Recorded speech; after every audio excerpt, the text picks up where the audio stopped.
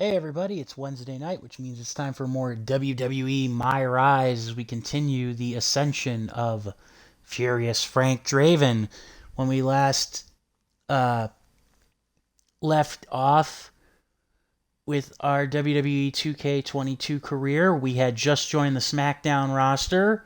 We had after finishing up a run on NXT as the champion there, we had just turned heel because we managed to complete an objective for a match, for a side match. And now we're going to form a temporary faction with our old Performance Center nemesis, Paragon J. Pierce, and fellow MMA fighter.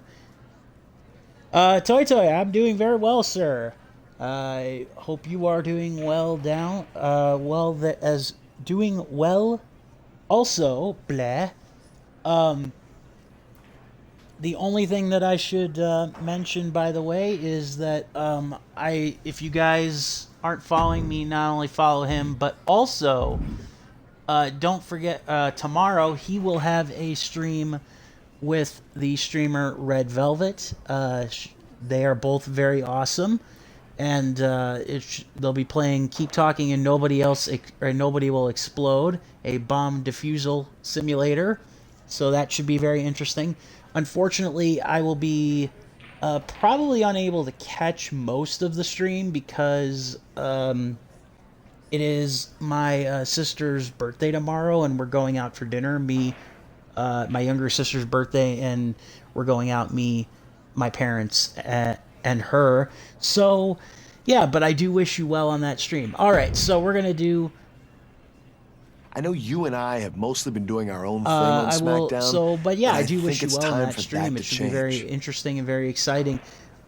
The one thing I will say about this, the 2K career mode, is that I like how open-ended it is, but I do kind of wish that it was a bit more clear what direction you kind of had to go. Like, is this storyline a point of no return, or like, is this like a storyline that you'll get locked into? But otherwise, I really do love the variety of like these things. Like, I think the better way to say that is, I wish the game would do a better job explaining what's an actual storyline and what's a one-off challenge match kind of thing. So, yeah, we'll keep rolling here. We're going to join his faction. Yeah, it'll be on YouTube also, and his YouTube channel is the same, ToyToyTL3. Why is that?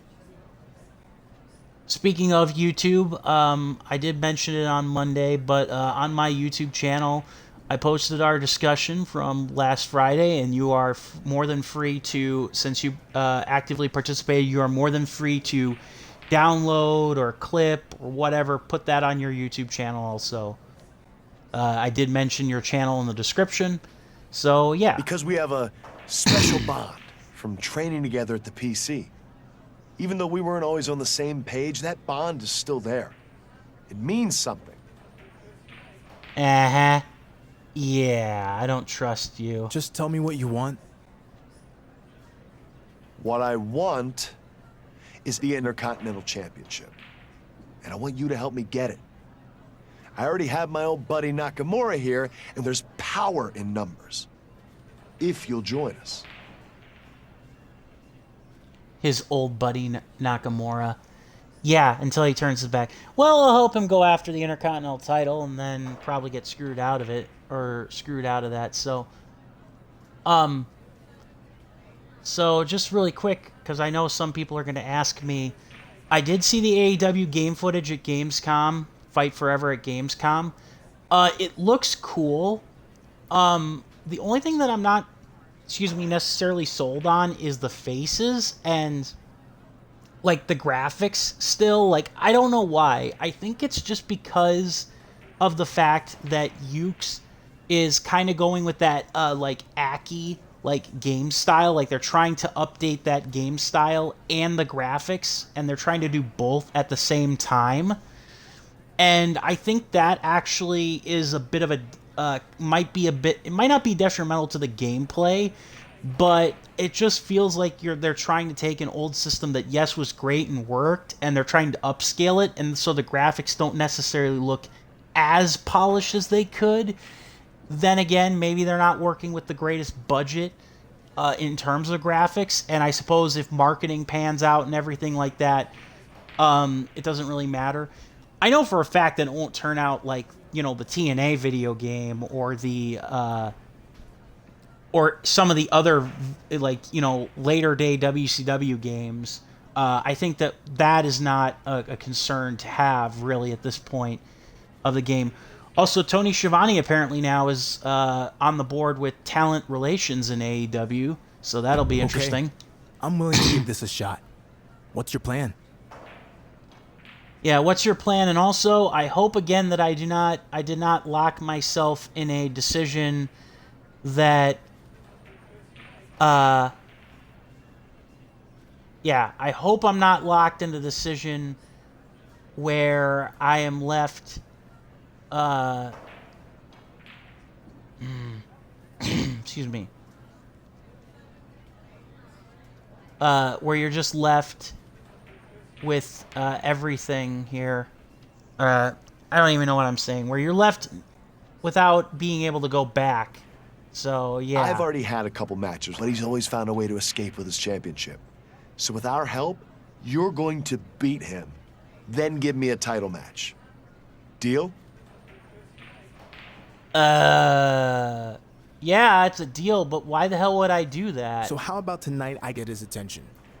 He has a match scheduled, but I'll make sure he never makes it to the ring. I like it. See? I have a feeling this is going to work out just fine. Uh-huh. All right. Well, let's do it here. And also, you kind of want to do the storylines just to get the most amount of fans. Wow, so today, Triple H,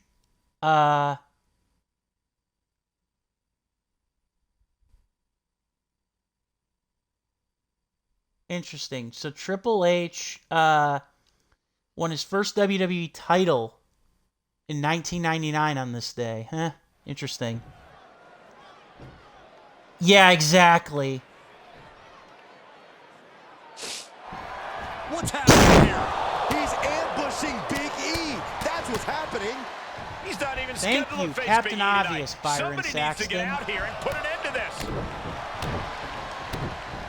I do like the cutscenes. They feel like they're a bit better, again, than the career modes of past.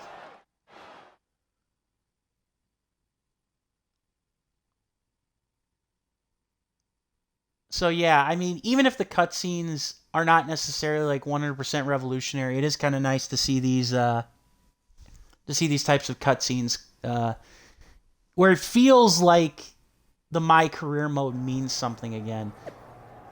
I haven't played the female MyRise, so yeah. Nice. Oh God. Feel the power when you have a faction that outnumbers everyone. Yeah, it is a New Day. Yes, it is. Cute. New Day isn't a full-time team anymore. That isn't going to stop me from kicking your behinds. I know a guy who would just love to help me out.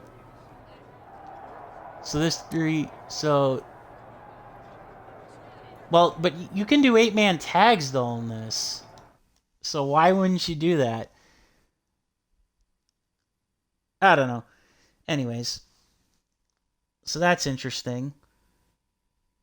Well, Big E gonna miss WrestleMania. That's not a surprise. I'm trying to see what the AEW card is for tonight.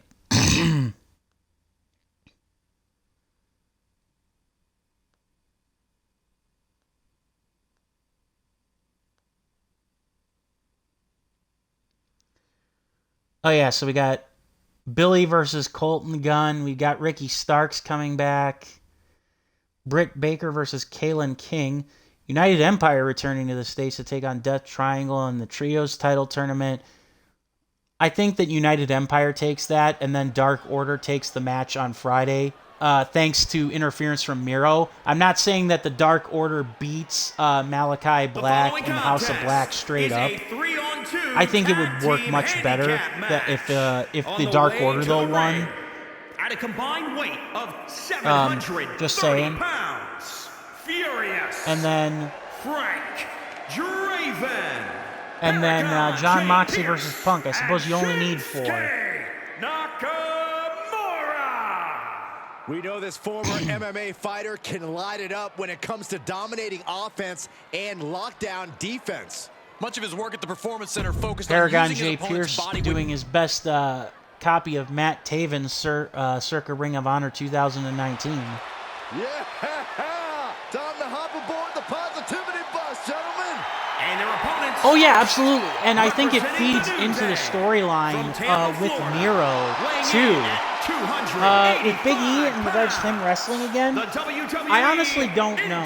I think that if he wrestles, it's going to be a case of a one-off match to go out on his own terms. I would hope that would be how it happens.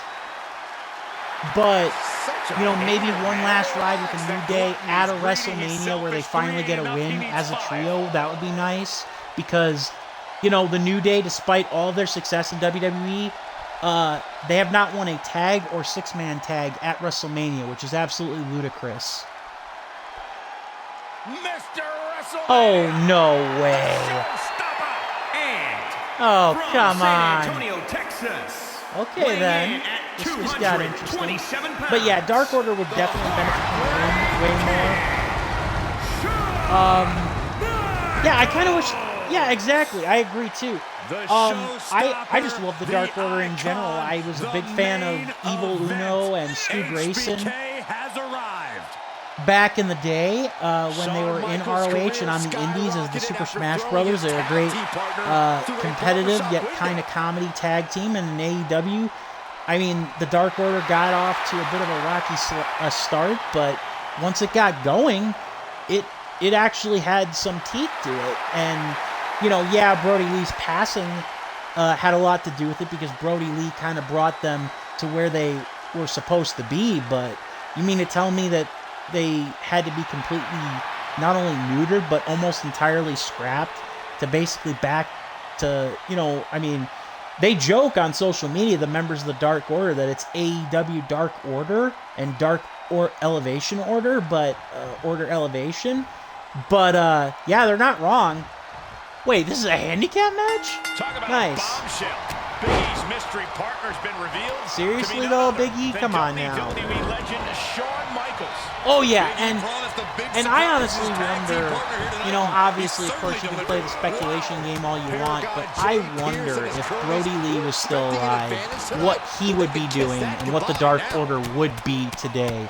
I don't know if, you know, with the Elite, you know, always buzzing around, they'd ever been like, you know, the top group in the company, but I do think they'd be doing more. I don't think that the Pinnacle is created with like, you know, even to serve a storyline the way that it is. So, but then again, we can play the speculation game until the cows come home, as the old saying goes, and it doesn't really do us any good. What happened, happened. Timing with that reversal. But I will say, Evil Uno and, you know, a lot of the other guys in the Dark Order, they are great. It is actually kind of odd that Page is not joining them. I know he's a satellite member of Dark Order, but, you know, to think that he's not in the tournament, like, it means to me either he's... Oh, God, I just thought, I hope to God they don't set up a Page heel turn to have him join the Elite. Like, the Dark Order makes it to the finals, then it's the Elite. And then Page screws over the Elite and says, see, I was on their side the whole time. Oh, yeah, and they've always had a bit of a comedic edge to them. And poise personified. I mean, again, it's really disappointing because most of... Trying to hold me back, ref? Screw you. I know they would always have like more of a comedic edge especially with some fans, but I was really disappointed that they did not have, or that they just aren't in more high-profile matches. I mean, because all the workers in the Dark Order are solid, too, like, comedy aside. Preston Vance has especially come into his own. I wasn't impressed with him when he was first debuted as the Dark Order. I didn't think he was even really that big of a physical specimen, despite what Brody Lee talked about. Nice counter from Big Yeah, that's a shit show and a half. Well, the sad thing is that Colt Cabana is still technically in the company, and he's still technically in the Dark Order. The problem is that he's just not on AEW television anymore for obvious reasons. But I do think that Colt Cabana also kind of made them more comedic by proxy, too, because, well, let's be honest, that's kind of, as good as Colt can be in the ring, he's not known for his most serious storylines. Like, honestly, it takes him being in a match, like, where his opponent is maybe, say, like the feud with him, Kevin Steen, and El Generico and Steve Corino, that was really the last time I felt like Colt was a serious competitor, like, in a feud, and that was like 11, 12 years ago now. Oh yeah, he's been signed to ROH. Now Tony Khan's just got to sack up and actually pull the trigger on something, or, like, you know, at least give us an indication that, hey, it's going to be on Fight TV, because you mean to tell me the NWA can be on YouTube and on TV, and on Fight TV, but frigging Ring of Honor can't? You mean to tell me that Impact can still kick around on Access Television, but ROH can't get a TV deal? You know, I don't know. It's just weird. So, oh yeah, John Silver. There's a guy who definitely doesn't get enough credit, big time. Like, talk about a Haas in a small body. By the way, I'm not sure you saw this, but I saw something on Facebook that absolutely tickled me. So apparently, you know, Hornswoggle, he wrestles on the independent scene, and get this. Oh, I see he stole one of my signatures.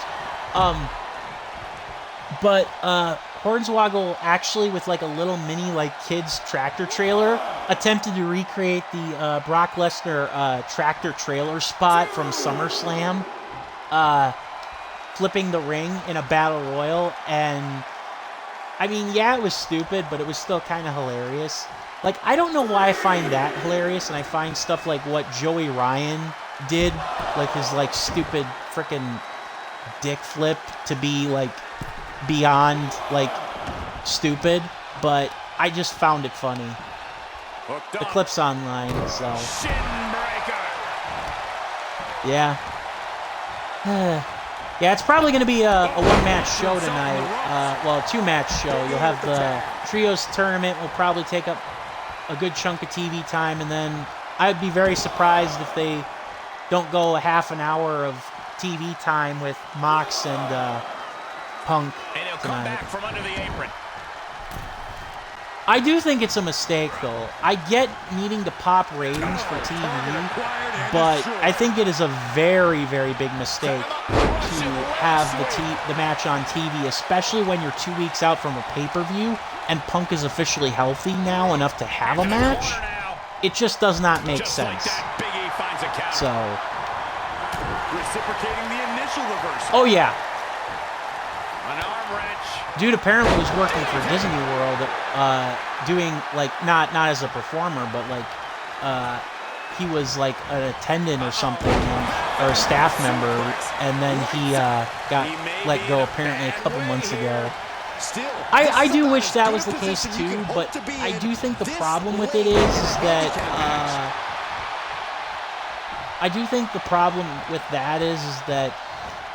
Rampage needs to have a bit more substance to it. It feels almost like half the stuff that's on Rampage could just as easily be on Dark sometimes.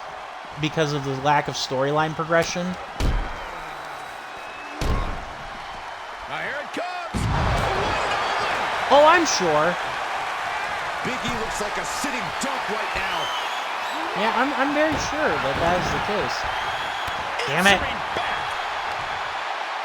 But yeah, no, definitely. As the leg trap. CM Punk is just an enigma to me. Like, I can understand why some people find him engaging, but I never did. Like, without like some sort of like driving gimmick behind him. And then like you have other people who just, you know, like don't like him, but you know, they find him kind of interesting.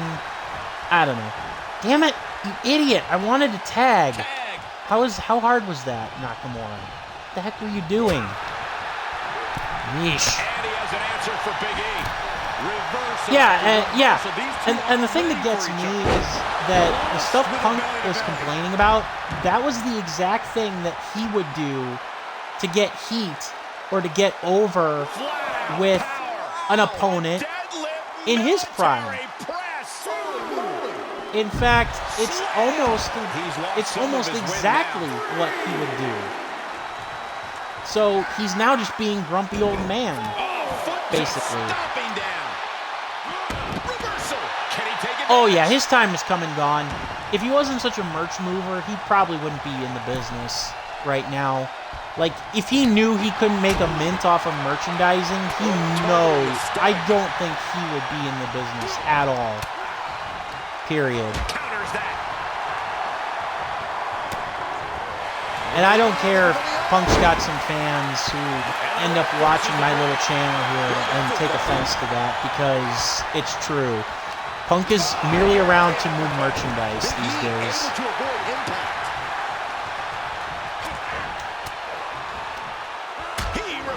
Oh yeah, no, I think that's the plan. I'm calling it right now. It is to turn MJF. If there's one thing that will get MJF to turn babyface, it's Punk basically saying, "I fooled you all." Kingston, not Darby, because Darby didn't really get any promos about it. But Kingston, what's his name? Kingston, MJF. Damn it! Who else did he feud with? Who said that he was a snake? You know, but all those guys who said what they said, you know, they were right all along. I could care less about coming back for this talent. I wanted to make money. You made me hate wrestling again. Even after I thought you'd make me love it again, or something to that effect. And then MJF is be like, you know, I'm not trying to be anybody's hero, but I'll be damned, you know, kind of if I'm going to let, you know, you run this company that I helped build into the ground, kind of thing. Oh yeah, he's you know, 7 years away from the ring, no cardio. And I mean, even in MMA, the guy looked blown up because he wasn't an MMA fighter. Yeah, the dude's a smart business guy. And MJF is, I believe, trying, as much as, you know, I hate him for being a prick in regards to the fans, and I know it's his gimmick and everything, and all that stuff. How does Nakamura do a Kinshasa? Or what I gotta do set up for the Kinshasa in this game? Grounded, okay. Yeah. Yeah, it was Paige, Kingston, and MJF. Yeah. I mean, if you're not gonna do MJF returning, which obviously seems like the obvious choice, I would almost have Kingston like legitimately take a run at Punk and maybe try to take a chance on Eddie, and maybe have him be like one of the only transitional champions you have in AEW. Come on! How the frack do you do a Kinshasa? Why is this so hard? Do I literally have to do it running? That's so stupid. Why would I do that? Oh yeah, that was... Well, that was... I don't know if that was so much an ego thing, so much as it was, I need something to do with my time. Like, I realize that I'm not good at sitting on my rear and doing nothing. Which, to be fair, I think that a lot of people who, you know, retire, whether it be in athletics or just in general, when they reach a certain age, you know, they think, oh, I still got some athleticism left in me, you know, so I regret, you know, sitting at home on my rear kind of thing. Biggie has lost any momentum here. I don't think Yes, very anyone can much. stop Nakamura now. You. All right, hang on here. I'm paused. I'm just going to eat something here. So, I'm just going to eat a little snack here, and then I'll be right back.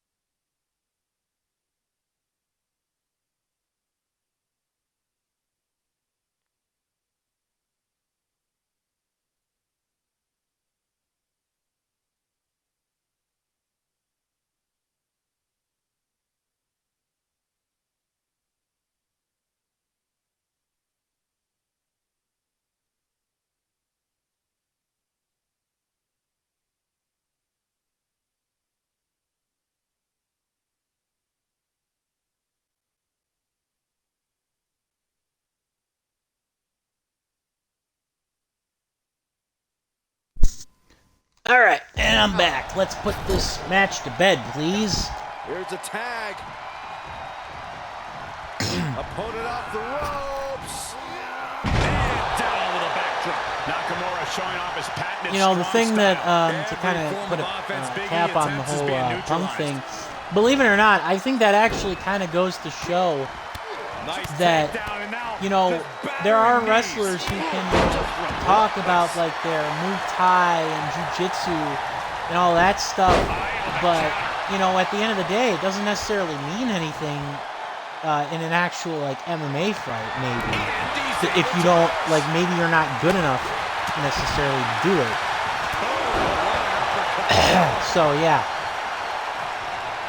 Man, right across the chest.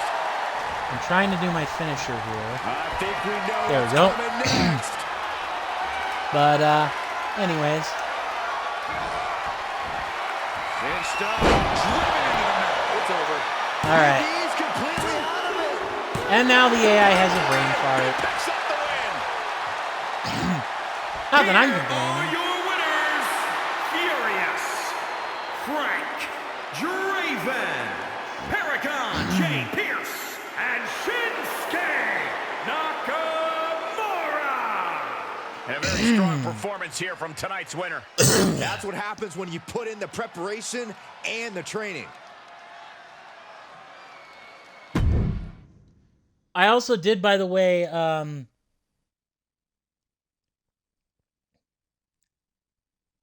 right, yeah, absolutely. Well, that's the thing. It's like, it's kind of funny, but it's actually kind of interesting because, you know, as much as Punk wanted to bitch about John Cena, say what you will, but with the exception of the one run with AJ Styles, where you could argue that he should have just put AJ over outright rather than go for the record-tying 16th win. Excuse me. After Brock Lesnar crushed him in 2014, you know, aside from like a couple of moments where he went over, you know, a couple of extra times that he didn't need to, John was more about at least giving his time to the younger generation, and if not like losing to them, at least giving them a bit more of a rub, something that he, you know, a lot of people accused him of never doing, kind of thing. So yeah. But yeah, it'll be interesting. And maybe next time, don't treat nice win, boys. Hip break, kid. Ha, lol. And Shawn Michaels is another great example. Like, Shawn, even when he came back in 2002, he said he didn't want to win the title. Even though, you know, from a storyline perspective, it was a great story. And so he, in theory, could have gone his entire return run without ever being world champion again, even if he, you know, was deserving of it. Like, you know, does Punk necessarily, you know, not deserve the right to be champion? No, but I mean, he also doesn't. But at the same time, it's not as if he needs it to solidify his legacy or character, you know, kind of thing. So, all right.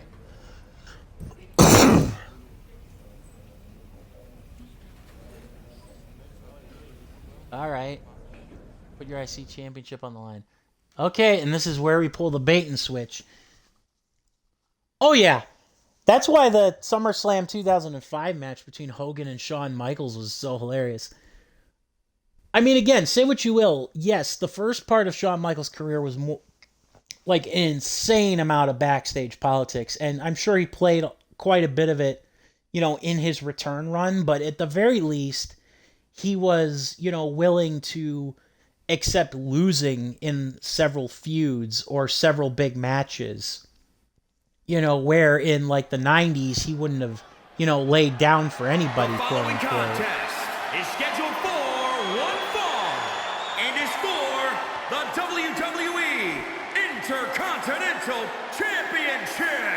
And again, ironically, I do see a lot of yeah, I like this similarities guy. between, excuse me, CM Punk and Shawn Michaels and how they play the game, no pun intended. It just so happens that, you know, Shawn got in at just the right time after rehabbing an injury It's a big time opportunity. and got into the Byron, best as the title shape will be on of the his line here. life You're right, Michael, and judging and from the put it response all on on the social line. media heading into this match, we're likely Oh, to yeah, see definitely. a new champ crown. The sad part was I don't even know if it was necessarily so much Hogan. Time to fake Hogan himself exclusively being politicky, or if it was Kevin Nash, who I believe was the booker at the time, believe it or not. And yeah, talk about conflict of interest. Kevin Nash was the booker in several instances, not exclusively, but he was definitely the booker during some big moments in WCW, especially for his career. But now he has a serious side, and it's that serious Excuse me. Big E's opponents need to worry about. So yeah. One of the strongest human beings walking the planet Earth.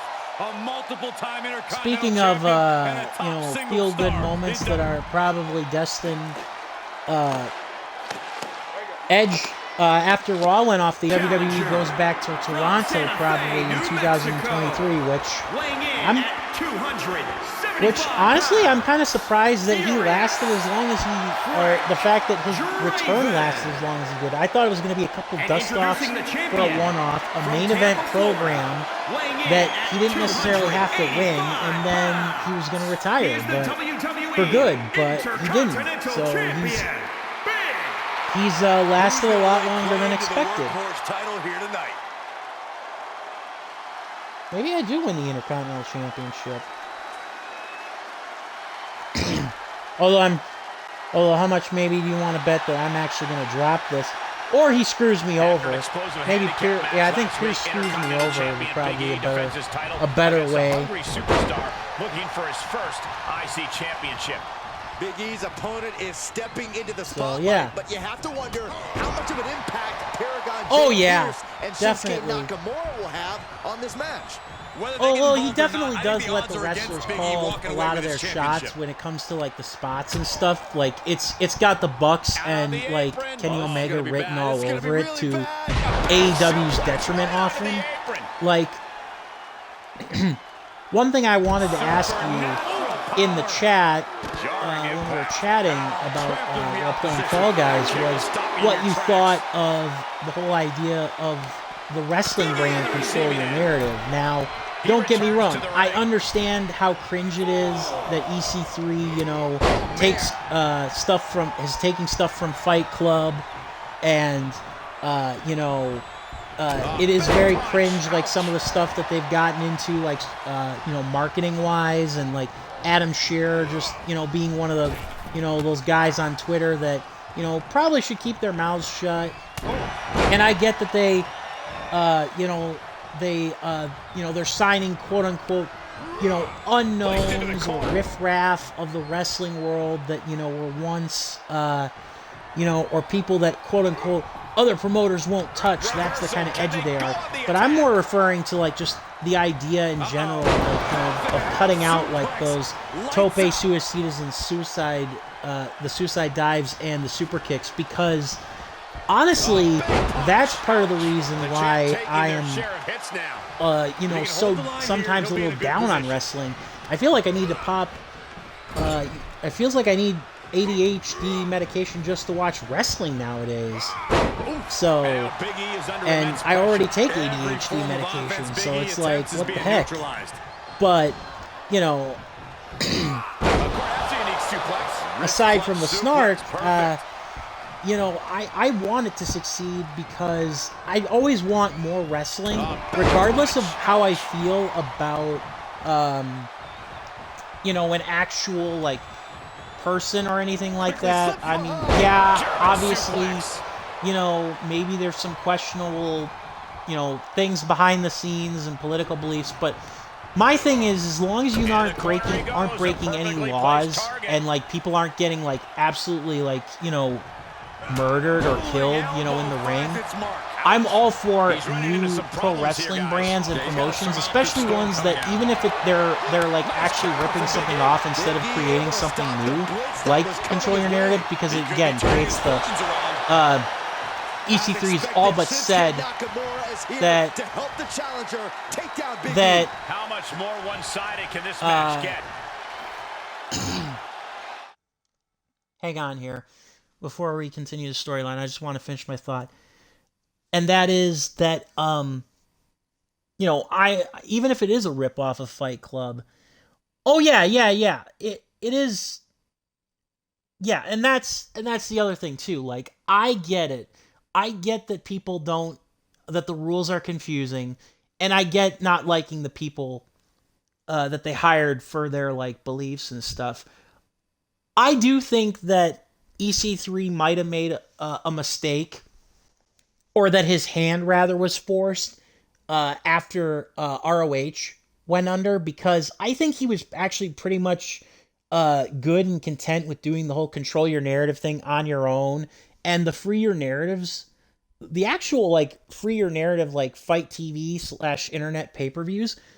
While they weren't, like good conventional wrestling, I liked how they did the storytelling and how they did the framework and everything. And it doesn't hurt that EC3 is a very good promo. And even if, again, while it is kind of like, redundant and hypocritical, like, the idea that he says everything is a copy of a copy of a copy, and then, both his promos and his thing, his promos and stuff, they're all rip-offs of Fight Club kind of thing.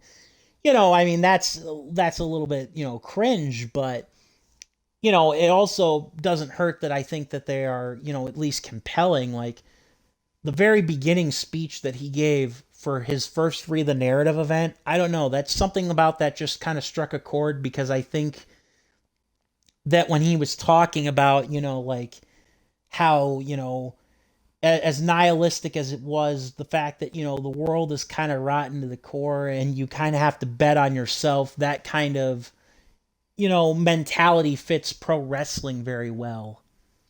That, you can only, that at the end of the day, you can have friends and, family and loved ones, but, society and a lot of things will be against you.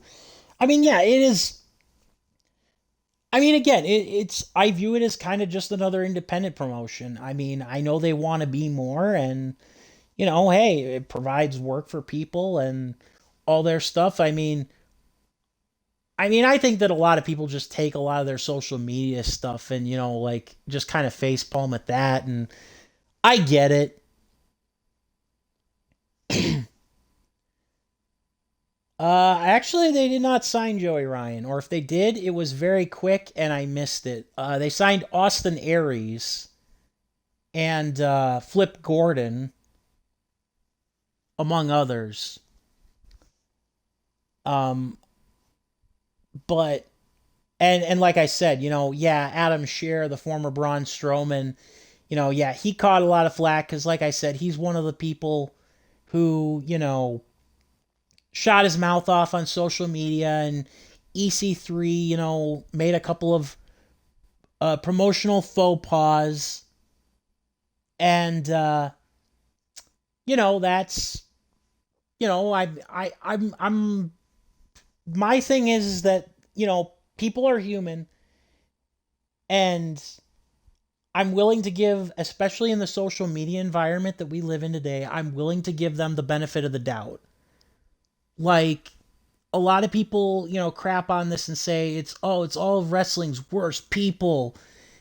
And I'd be like, you may see it that way, but, for the most part, you just hate them for what they say on social media. And you know what? You don't have to like what they say on social media, but you can't judge the quality of a person. Oh yeah, Austin Aries is a complicated person. I'm talking about in general, like, yes, Flip Gordon comes across as a bit of a conspiracy nut. Yes, Braun Strowman comes across as a bit of an idiot, a meat-headed idiot on social media. Yes, EC3 also comes across a little awkward on social media sometimes, but in terms of how he's presenting everything. But at the same time, I don't necessarily believe that you get anywhere by censoring those type of people and, like, outright removing them from the wrestling industry. Austin Aries would be an example where I'd be okay if he never showed back up again in wrestling because of the stunts he's pulled. Like, forget his last run in Impact. He was a headache in Impact Wrestling either. Or in Impact Wrestling in 07, 06 when he was there, that got him fired too. So, that's a long history. And yeah, exactly. Chris Jericho's the perfect example. Most people either ignore his politics or hate his politics, because, like, either they don't really, know because, they don't really, follow him for that, or they don't really necessarily care. And, that's perfectly fine. Again, I think it's a delicate balancing act with professional wrestling and all entertainment. And this is kind of piggybacking off of what we said on Friday, is that there needs to be a bit more of a better way to kind of approach entertainment and things of that nature, to take it seriously, especially even if it is stuff as silly as wrestling and comic books, but also, or video games, but also at the same time be able to let go some things. And especially when we're thinking of, when it comes to acknowledging the humanity of others who make these products, and that, the glory of free will means disagreement with a lot of people on a lot of things.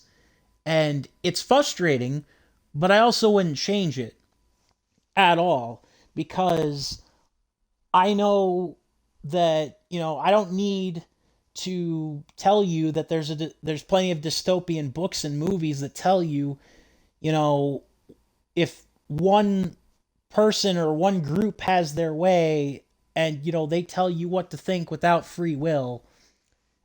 Absolutely. The same thing. I do think I will say this. Chris Jericho probably did bring all the heat on himself when he called himself the Wizard. It was a very tacky, on the nose joke, but I get why he did it. Oh yeah. If MJF does not return tonight, I'm calling it. He's back by All Out. Like, he'll crash the main event. Basically.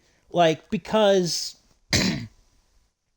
I do believe that the TV season for AEW is coming to an end soon, and they're going to need new TV contracts. So, MJF will be, their big ace in the hole, whether people hate to love him or love to hate him.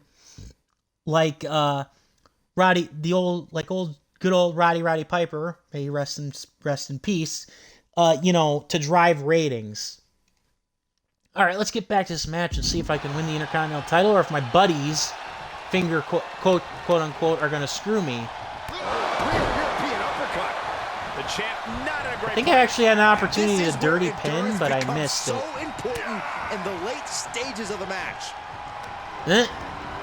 Oh, I had an opportunity to do a dirty pin off his interference, and I didn't take it. Whoops. Taking it to the torso. I'm not going to restart over that, though. He turns it around.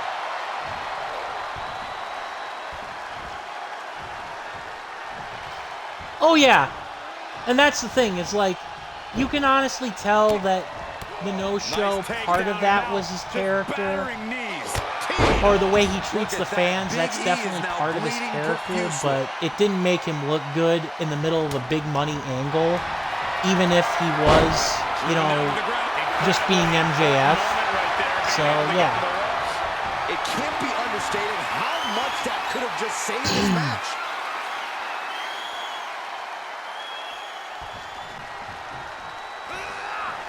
Really?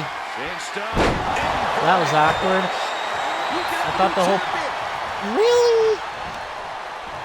Well, that was awkward. I was way too close to the ropes, apparently. Which I call BS on, but okay. Damn it. That's true, too. And that's the other thing. It's like... And that's the other thing about wrestling as a whole, is that, a lot of people want to whine and moan about, oh, how can this guy get a second chance? Why should I give this guy a second chance in pro wrestling? Well, I mean, Vince McMahon is a perfect example of that. Nice. So, yeah. Over his head taken on this new group. He was able to fend off Paragon for a while, but this was just too much tonight. I'd love to see how Big E does in a fair one-on-one match with no outside involvement. then we'll talk. A victory worthy of a new champion. Honestly, Michael, there is no way I can think to describe this. And I mean, Impact Wrestling is, and WCW, they're all they're not all innocent either in giving out these chances. I mean, hell, give it 3 or 4 more years, and some cards falling a different way, and maybe Tony Khan will end up being the same, where he'll try to push somebody in a new light that was recently let go. Wasn't really going to be one-on-one. By a kilometer, 500 yards, really? I wonder if I got an achievement for that. Now you know what to do.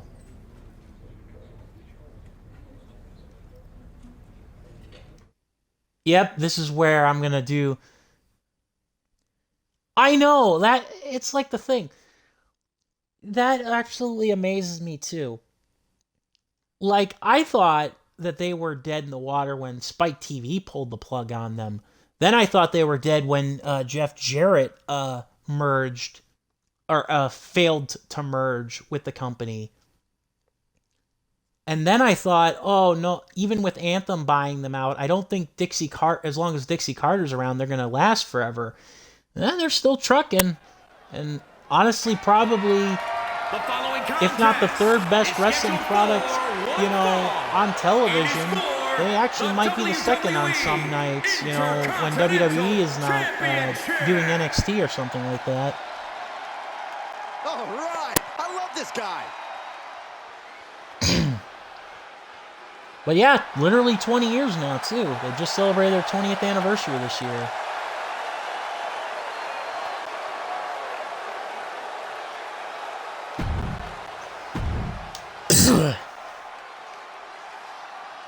It's the always focused Paragon, Jay Pierce.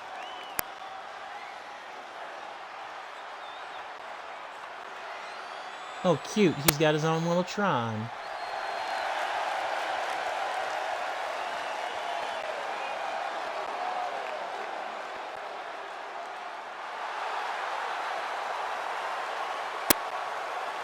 Let's not forget the title is on the line here tonight. At least 6. It feels like at least 9. Introducing the challenger from Arlington, Virginia, weighing in at 235 pounds, Paragon Jay Pierce.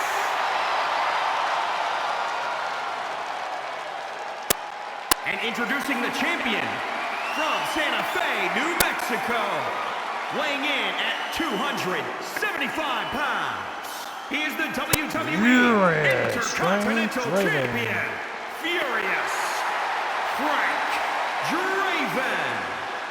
That mouth animation there was a little unhinged, uncanny valley. Championship, one of the most coveted titles in all of WWE. Alright, we're going to end up doing the finger poke of Doom Spot here. But you can't say he's not a man of his word after granting Paragon Jay Pierce a shot at his title tonight.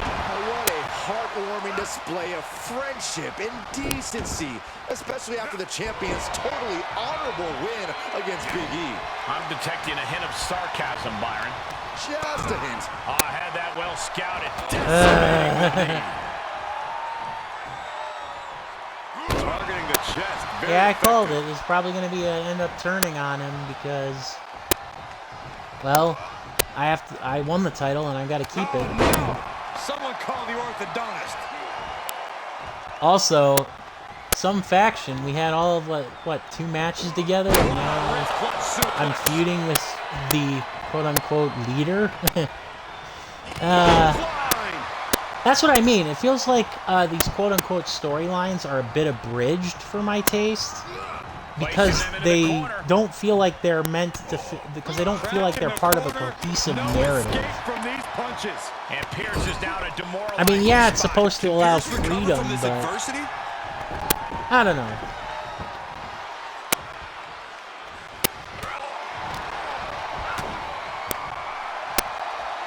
Oh, here we go.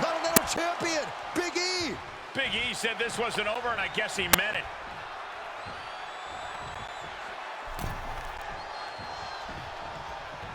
Oh, he's gonna screw me He's in the over, or he's ring. gonna screw Turn Jay around, Pierce over. Paragon. Nice takedown. Nice. He's staring his Whoopsie. opponent down, getting into Well, that thanks for zone. coming, Big The E. challenger's looking shaken. Oh, costly error Thanks for there. coming, Big E. Well, that was a fail. Uh-oh.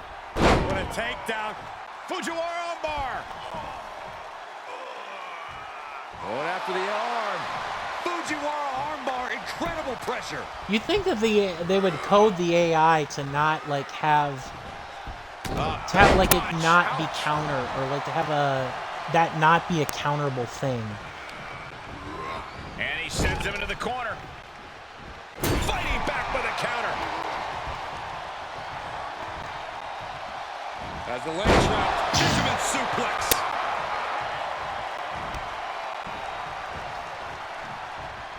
Ouch. Gets him with the counter. Finds the advantage after a string of counters. Snap suplex. Yep.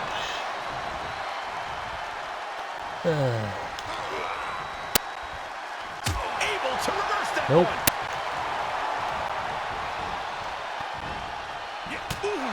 And Pierce is down a demoralizing spot. And Pierce has to pull something out of his sleeve. He's got the answer for that one. Damn it. Could be a chance for him to change the complexion of this match. Damn it. Belly bomb. I should have countered.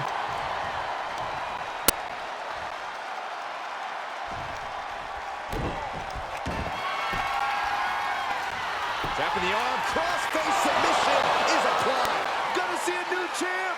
Oh, just tap out. Just tap out. And Nope. He is in serious trouble here and finds his way out. Choke slam. Hitting the elbow drop.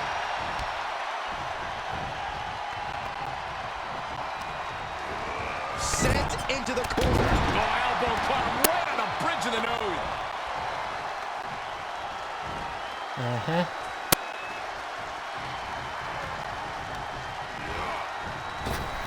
Uh-oh. Flapjack. Nice flapjack.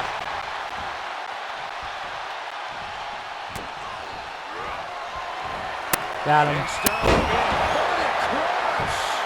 Now that is why they're the champ. That's it. The champ stays the champ. Here's your winner, and still the WWE Intercontinental Champion, Furious Frank Draven. He really got the better of the opposition here. I agree. It was quite the display tonight. It's not often that Paragon J. Pierce gets bested in the ring, but tonight was...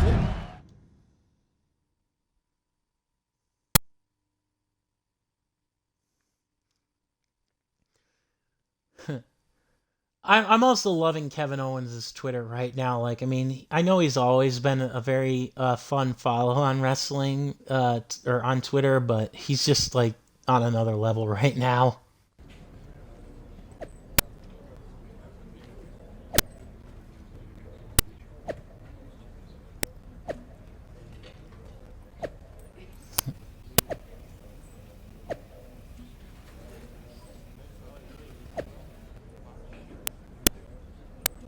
Oh God. Let's not air our dirty laundry in public. Stay out of this, Shinsuke. No, scrap daddy. Okay. Let's see. Settle it. Should we do a Fatal 4-Way or Hell in a Cell?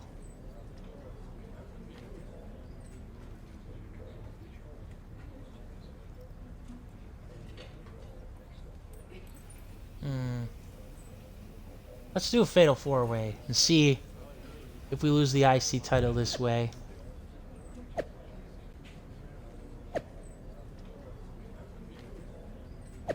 Let's discuss strategy offline. Nice. Too many egos. Interesting. This will be interesting.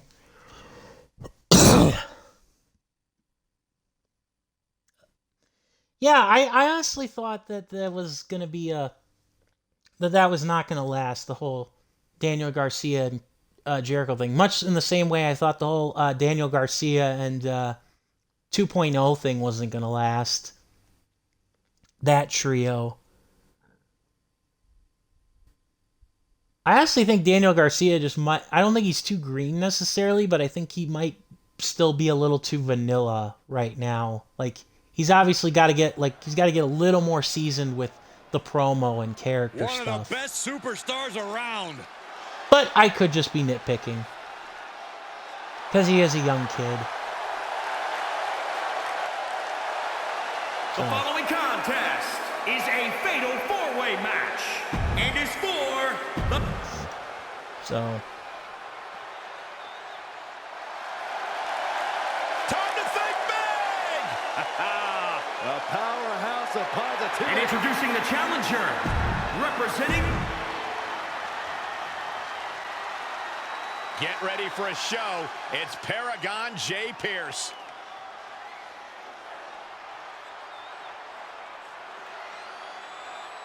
And introducing the challenger, from Arlington, Virginia, weighing in at 235.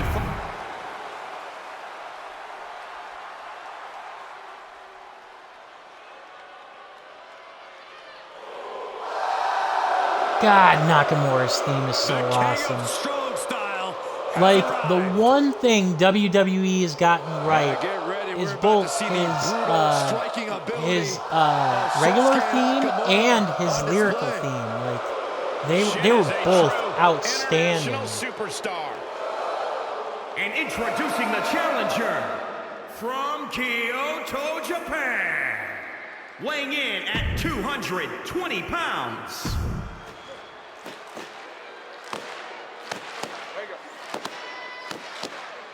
About Dustin Rhodes versus Claudio Castagnoli for the ROH World Title, because not because it shouldn't be a good match, but because does anybody really expect Dustin Rhodes to actually beat Claudio? I really don't.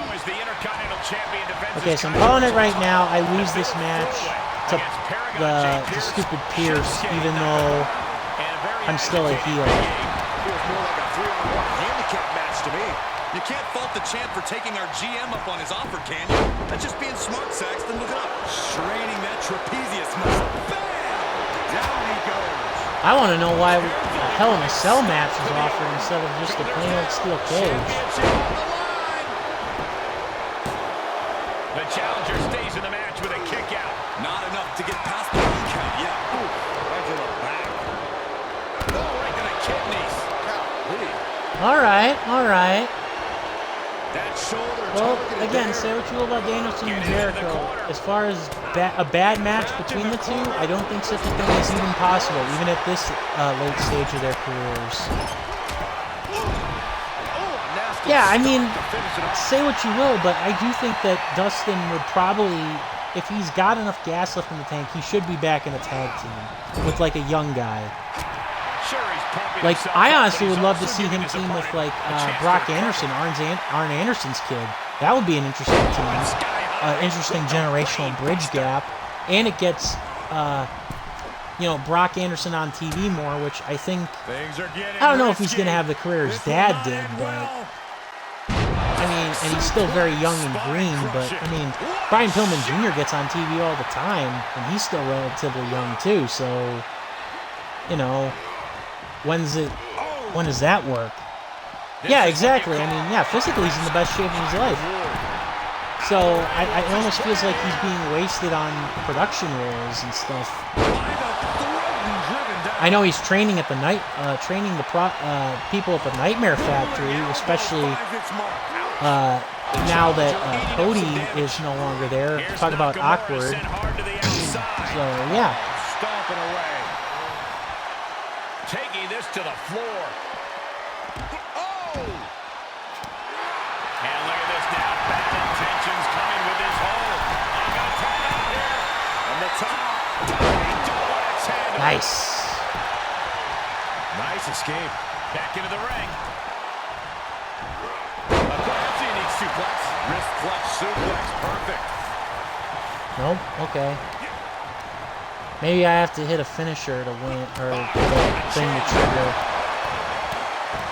The stomp in every single part of his body. Painful attack. Damn it. Damn it. Nicely done. Making that shoulder vulnerable.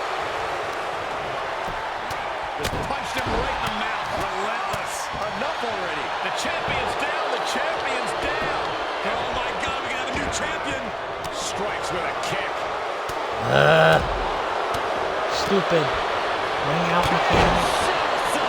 The title's in jeopardy here. I think the paradigm has shifted. Scouting pays off against Nakamura. Rally bomb. Now a pin for the championship. Oh crap. And he fights it off. Thank you, Nakamura, for kicking out, because I wasn't going to make it in the ring in time. Back to the ring. Oh, my, what a splash. Vicky on the move. Headbutt to the back of the neck. Waistlock.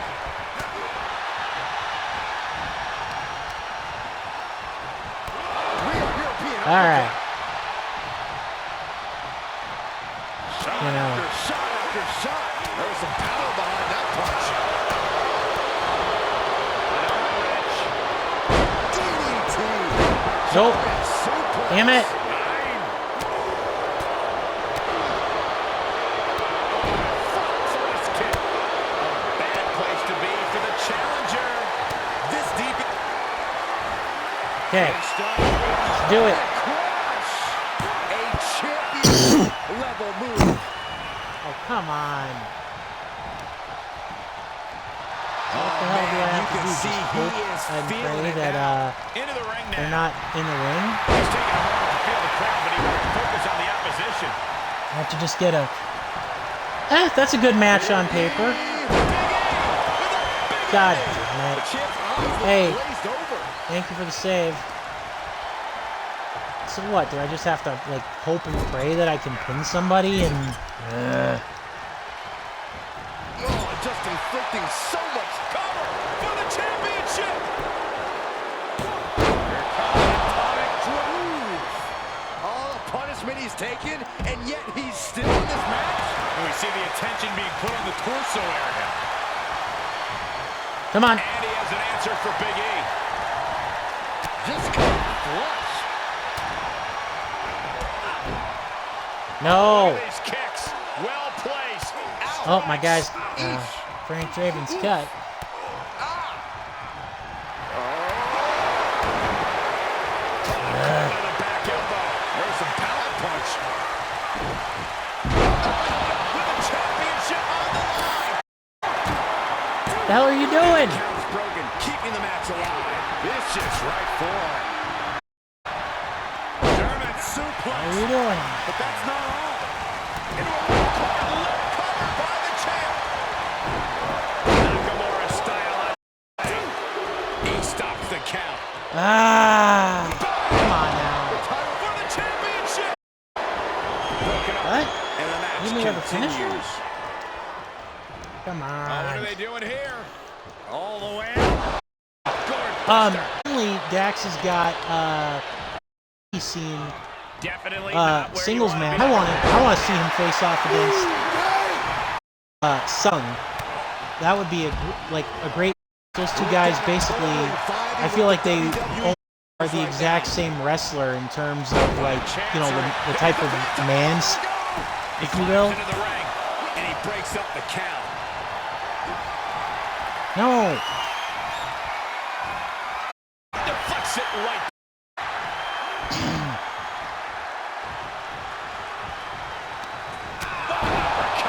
Come on. In some big trouble. Come on. I think the champ's Damn it. This is annoying. You can tell he's feeling it now. This is pumping up. Look at that insult to injury with that.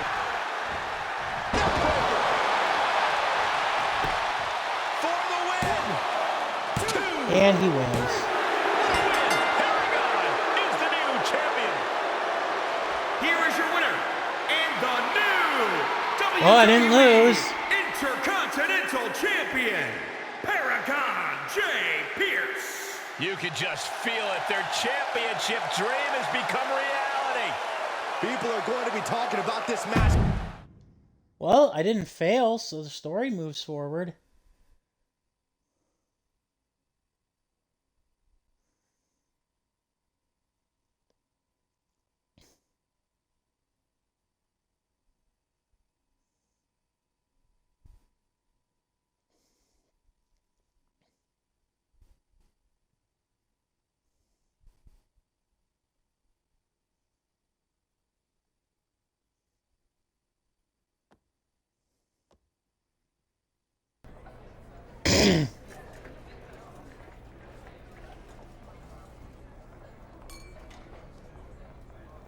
Well, that was the end of that story. Power in numbers. Interesting. I did not think that would work.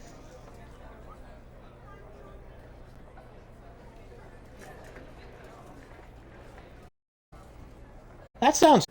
Yeah, I can appreciate that. With the dual monitor, or dual... Yeah, that's nice. So... Ha.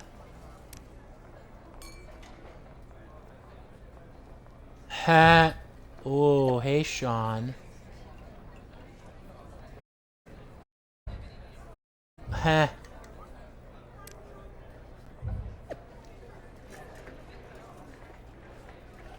Oh.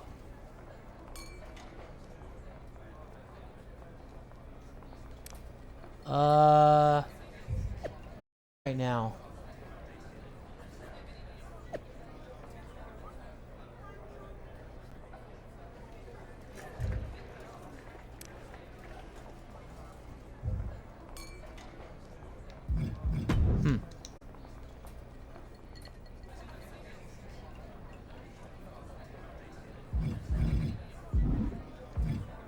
Okay.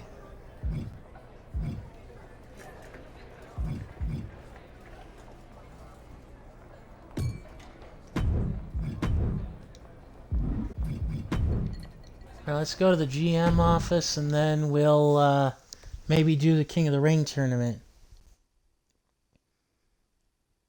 Nah, nice, not bad.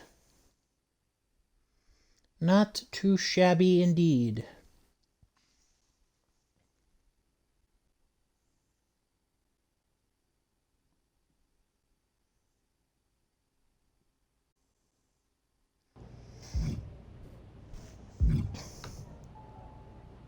Oh, hey, it's Corey. Somehow, complaints about you stealing and hiding Drew Gulak's boots in every arena have reached me. This is so not what I signed up for. Can you please just settle whatever dispute you have in the ring? Nice. Speaking of Drew Gulak, there's another guy who should be doing way more than he is on WWE television.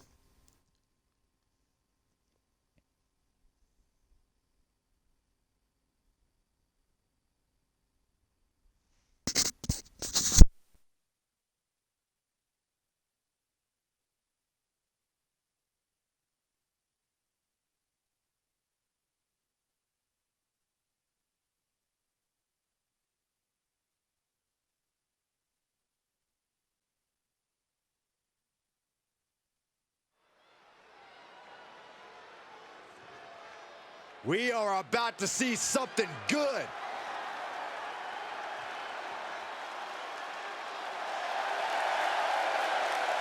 The following contest is scheduled for one fall. Making his way to the ring from Santa Fe, New Mexico. Weighing in at 200.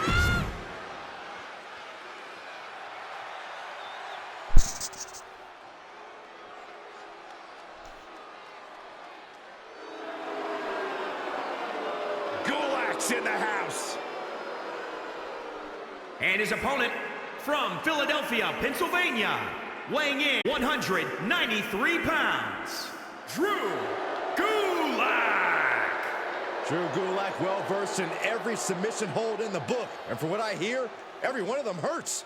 Yeah, the lights can go out with just one move, Gulak. And here we have a superstar who's been grinding his teeth at the Performance Center as of late. Yeah, a consistent work ethic is what you're talking about, Michael. Someone who will rest on his laurels. He never has been, and that dedication is what puts him in position to win tonight. And what can you say about Drew Gulak, other than he's a man who has dedicated his entire life to mastering wrestling?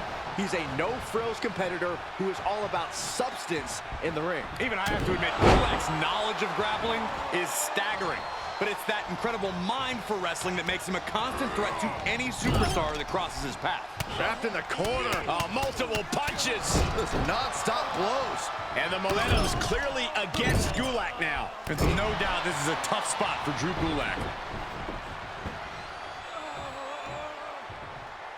Gulak turns it around. And that might be the start of the momentum swing Gulak needed. Yeah, he's able to stop that surge dead in its tracks. Oh, flipping the script on him there. Right to the kidneys from behind. Bang! Powerful contact. Come on. Into the turnbuckle.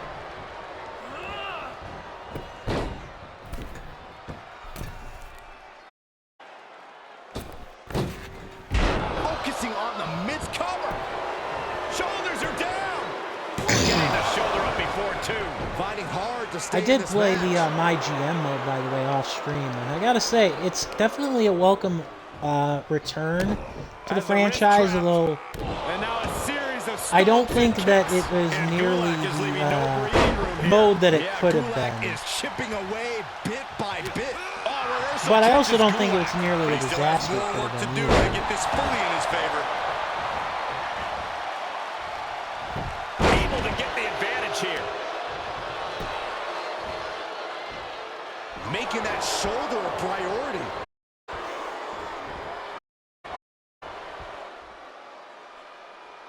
Oh, strong the heck is impact. that? He's looking a little off balance. Well, that was a move. He's one step ahead there.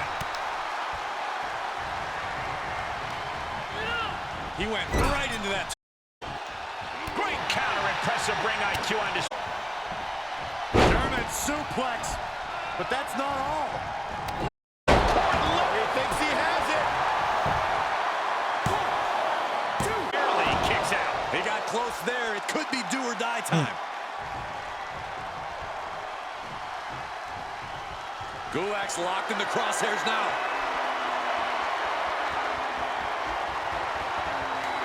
Reversal from Gulak. Damn it. He's got him scouted. Double up. Nope. Big impact. Oh, just turn that around. What a clothesline. Ouch.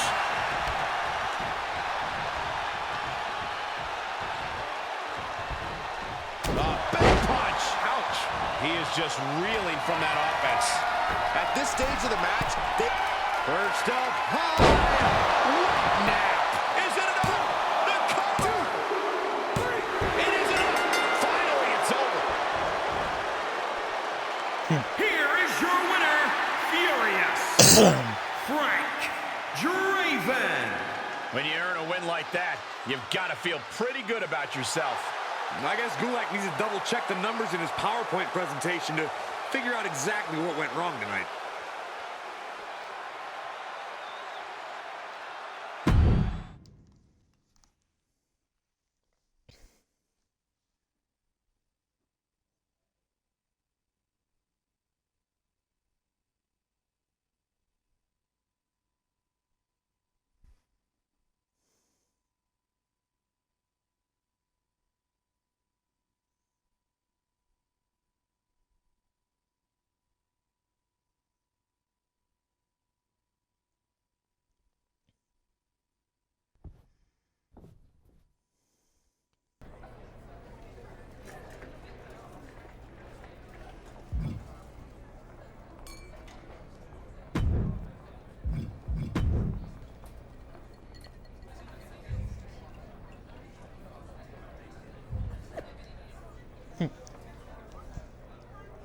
Please stop. I need my boots.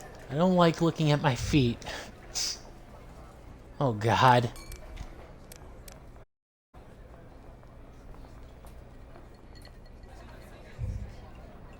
Alright, well, let's go talk to our GM, shall we? Before we go through with the King of the Ring tournament. And then the King of the Ring will be our final storyline that we'll go through tonight.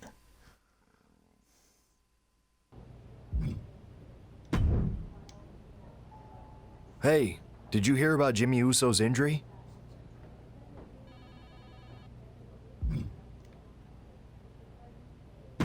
Yeah, but what does that have to do with me? Now his wife Naomi needs a new partner in the Mixed Match Challenge tournament. As a reminder, the winners get to be co-GMs of SmackDown for one night. So are you interested in taking his place? Interesting. Nice. Ooh, that'll be interesting. Well, it's better than having stinking Satnam Singh and Sanjay Dutt, who hasn't wrestled in forever, being their partners. GM for the night? Yeah, I'm in. All right, I'll make it official. And you should probably go talk to your new partner when you get a chance. All right. This should be interesting.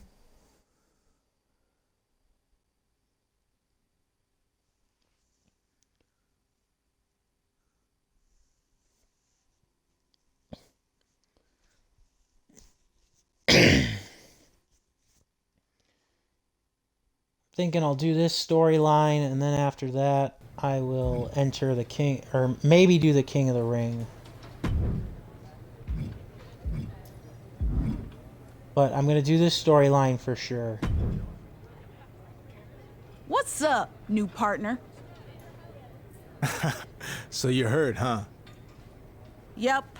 I was pretty bummed when Jimmy went down, but we can still make the best out of a bad situation. Where are we at in the standings? I haven't been following the Mixed Match Challenge too closely. Seriously? Come on, man. There's no time to play catch-up. The playoffs are about to start, and we gotta face Miz and Maurice. Okay. I got it. You better not screw this up for me. I have big plans for when I'm GM for the night. I want to be GM too, so don't worry. I'll hold up my end of the deal. Nice. Yo, take care of my girl. I want to be GM. Okay.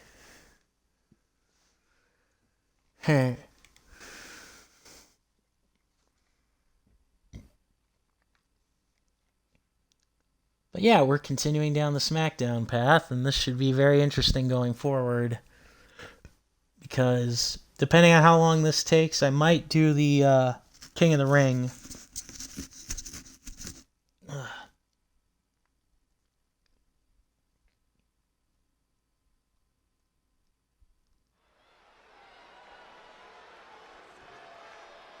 Oil meets water.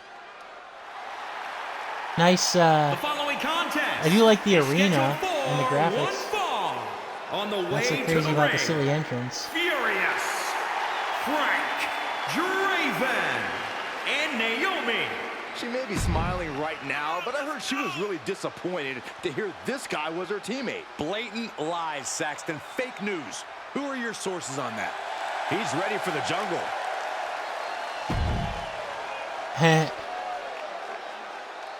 At least these two don't have separate matches.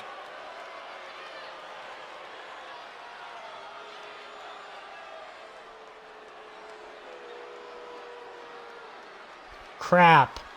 Well, and thus ends the most disappointing women's title reign in AEW history so far. And their opponents. Unfortunately. The Miz and Maurice. Oh boy, I thought these two were already insufferable. Now we gotta see them together on my screen. Prepare to see a lot more of them, Saxton, because these two are the future of mixed tag wrestling.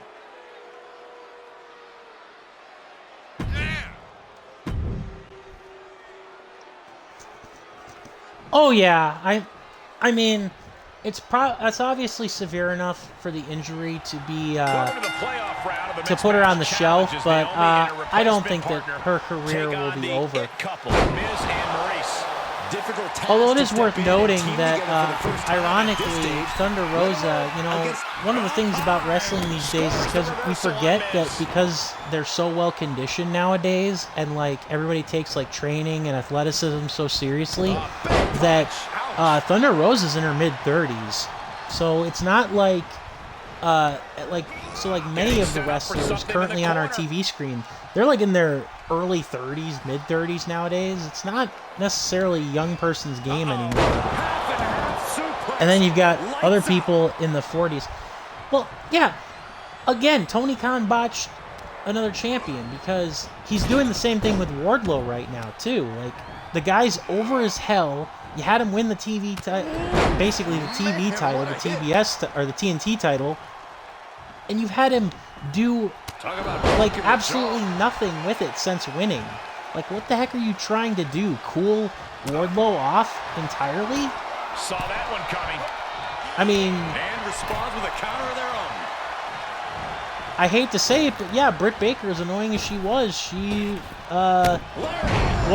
more over with the crowd, even as a heel, than Tony Storm was, because that was bad booking. As much as we hate to admit it. At the complete mercy of his opponent. Not looking so awesome for Miz here. What a wrist clutch suplex. So yeah, I don't know.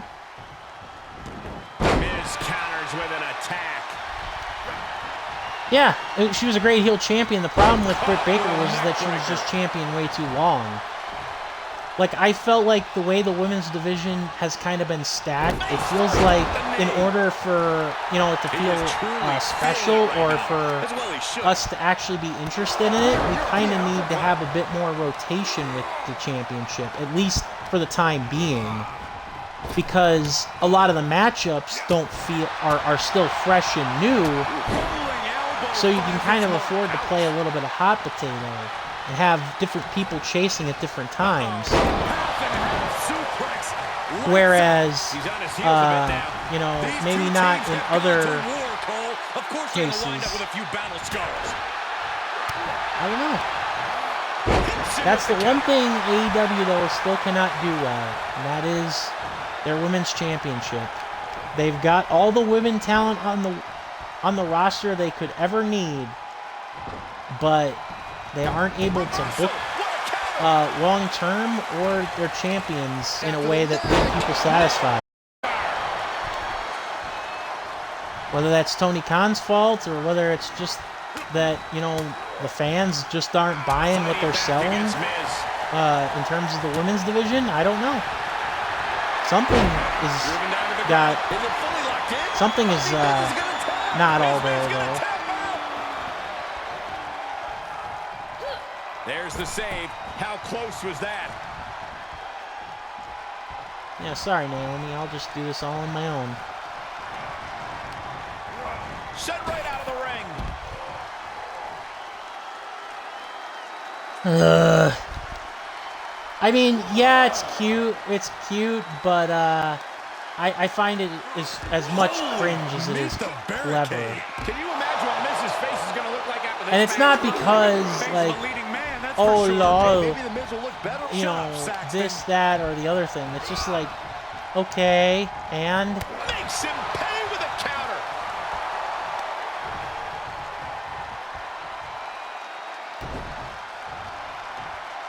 And it's reverse pain for that mistake.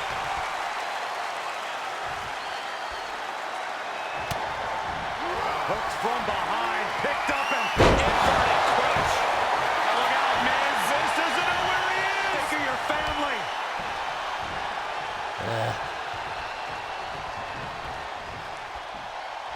Double underhook applied. Butterfly Yeah, exactly. It's a mixture of both. Like, I'm not like completely like tone deaf to the idea of like, oh, okay, that's cute. But at the same time, it's like, really? Okay. And he said, "You're not getting me with that this time." Snap suplex. Gonna tag your wife in, or are we actually just gonna, you and me, go at it all night long, Miz?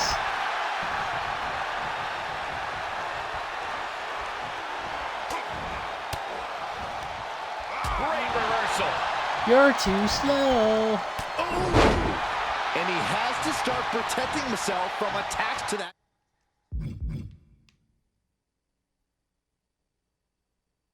area. Okay, grounded. Clothesline.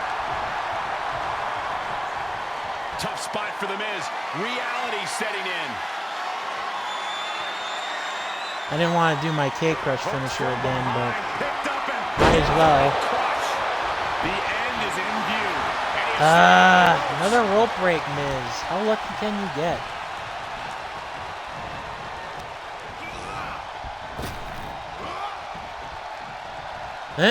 Glitch.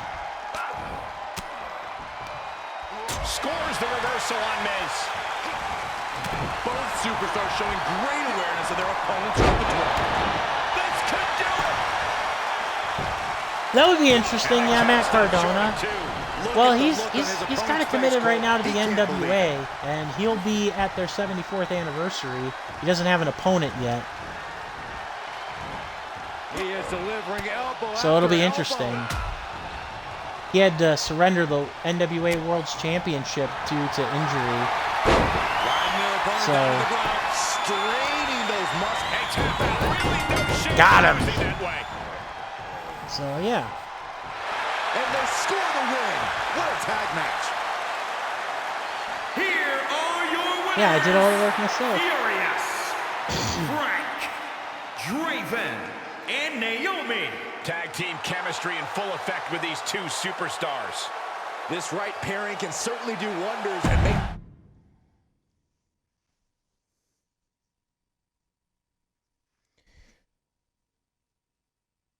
Well, yeah, and here's the funny thing. His whole shtick right now, ironically, that whole thing kind of got started. Well, I wouldn't say it got started immediately after he did the Free the Narrative match with EC3, but it was pretty damn close to afterwards, like with that whole thing, you know. So I'm not saying EC3 deserves credit for, you know, creating the new Matt Cardona, but it is kind of funny to think of that.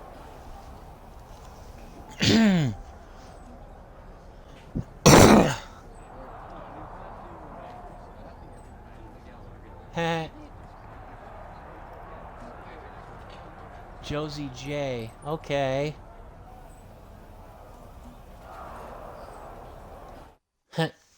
That's one of the other female created wrestlers for the MyRise campaign.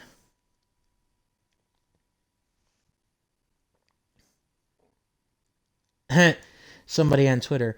We're about to get a custody of Garcia ladder match at All Out. Let's go.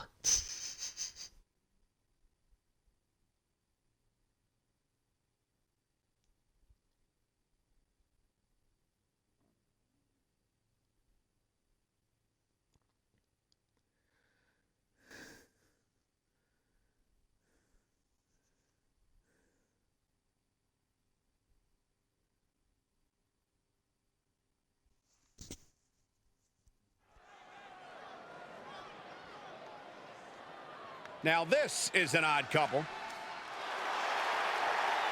The following contest is scheduled for one fall. On the way to the ring, Furious, Frank, Draven, and Naomi. They call it mixed tag for a reason. Very different personalities in the ring. Yeah, but it's never too late to learn something new, and I hope she realizes that. The bell ringing's a formality to him.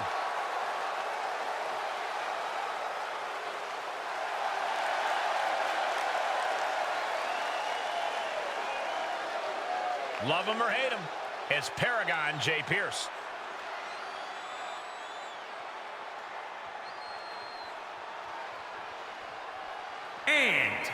from Arlington, Virginia, weighing in at 235 pounds, Paragon J. Pierce. If Paragon J. Pierce's skill can ever catch up with his big mouth, he'll be a heck of a WWE superstar, Corey. You better hope he never catches up with you for saying that.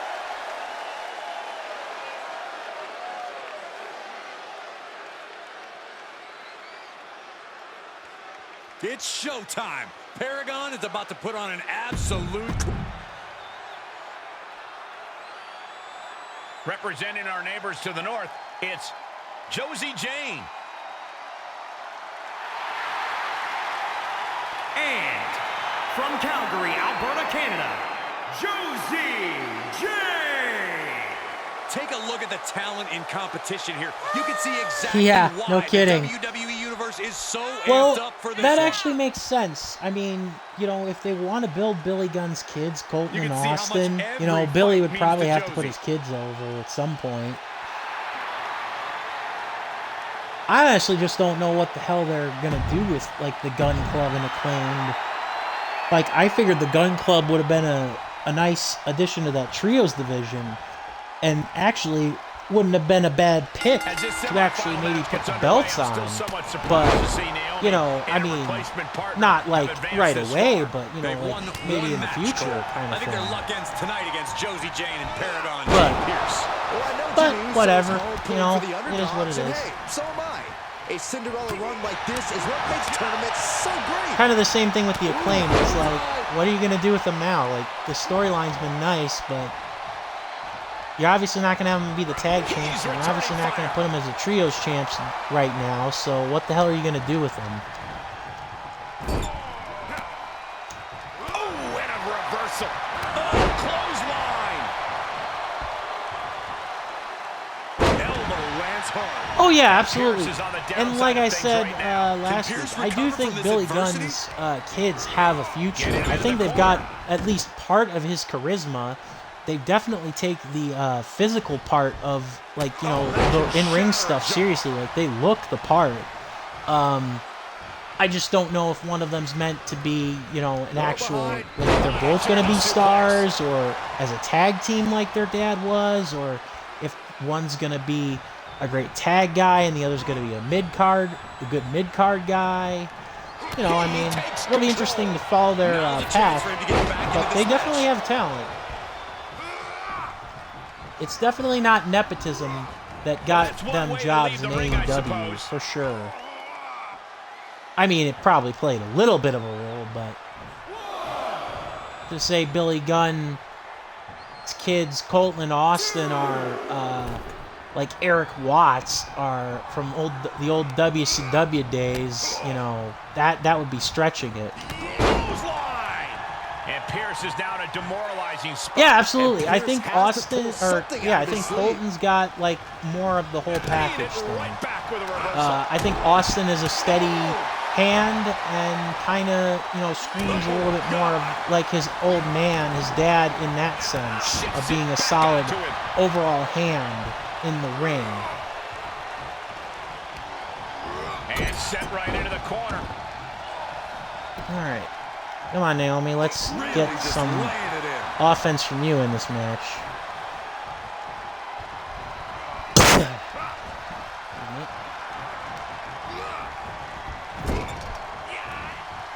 Got it scouted. Back and forth from these competitors. He had it scouted. Yoink. Look at this. Boom. Nice. Typical guy hiding behind his woman. Yeah. Side kick on the mark.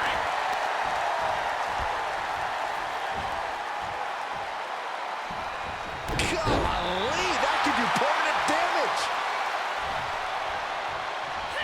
Oh, he got a clothesline.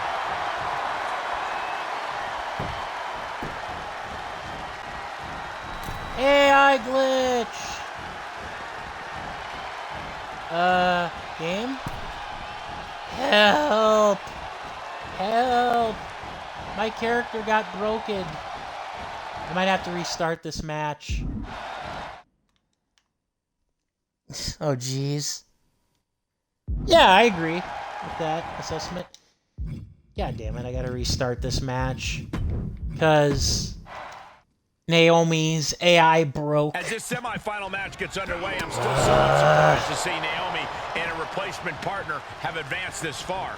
They've won one match, Cole. I think their luck ends tonight against Josie Jane and Paragon J. Pierce. Well, I know Jimmy Uso is home pulling for the underdogs, and hey, so am I. A Cinderella run like this is what makes tournaments so great. Launched into a roundhouse kick. Alright. And the AI doesn't screw up this time. Yeah, exactly. And now it worked. Yikes. To be fair, that's actually my first game-breaking glitch, though, with this game. Like, I mean, yeah, there have been some, like, awkward, like, clear glitch moments, but none that have, like, been like, ah, crap, I gotta restart the match. My, the character stopped, got completely broken, so it's a step up from WWE 2K20. And what I've seen, the horror stories of that game. Fresh partner to tag. She's in about as good a position as you can hope to be still. I think we're going to finish this mixed match challenge storyline, and then I'm going to call it a stream. What a hurricanrana.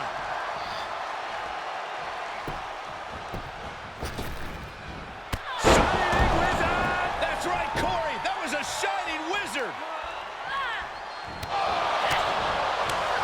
Straight punch.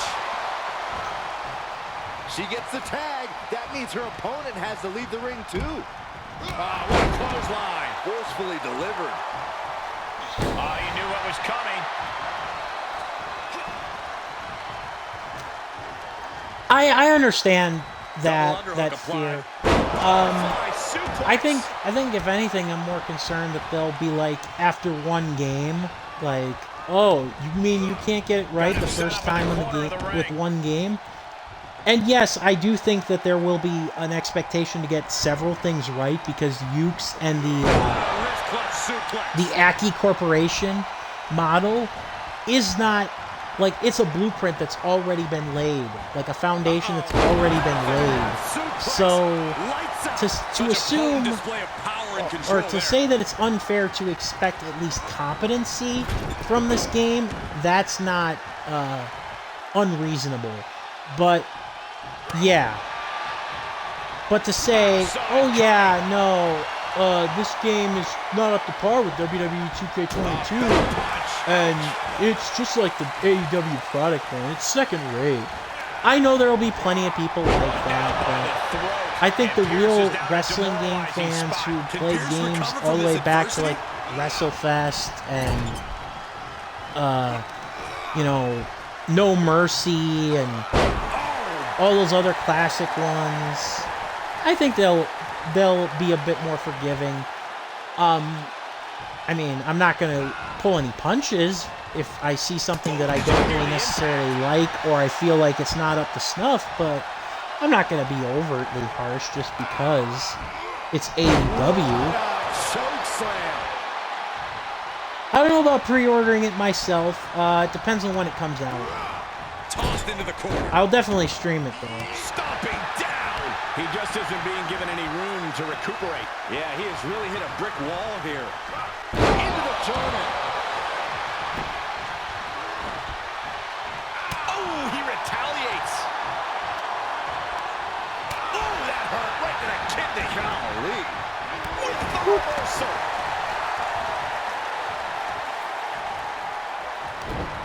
He saw it coming, taking advantage. German suplex. And ball game. He's going for the pin. This could be it. Oh, what a save. That should have been 3. Yeah, as you can tell, I'm getting a little tired, so I definitely just want to finish this storyline and then call it a stream.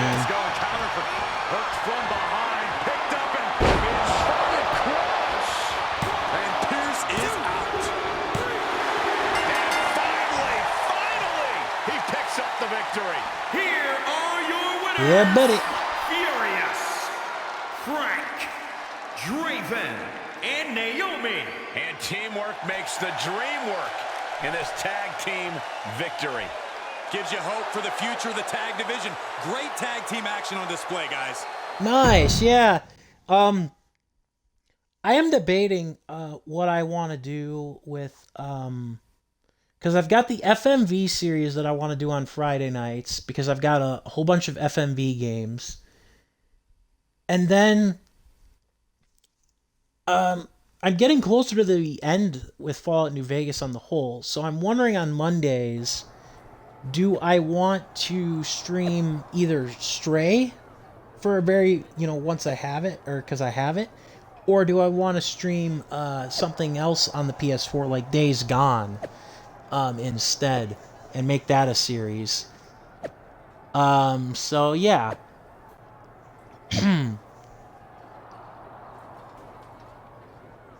So yeah.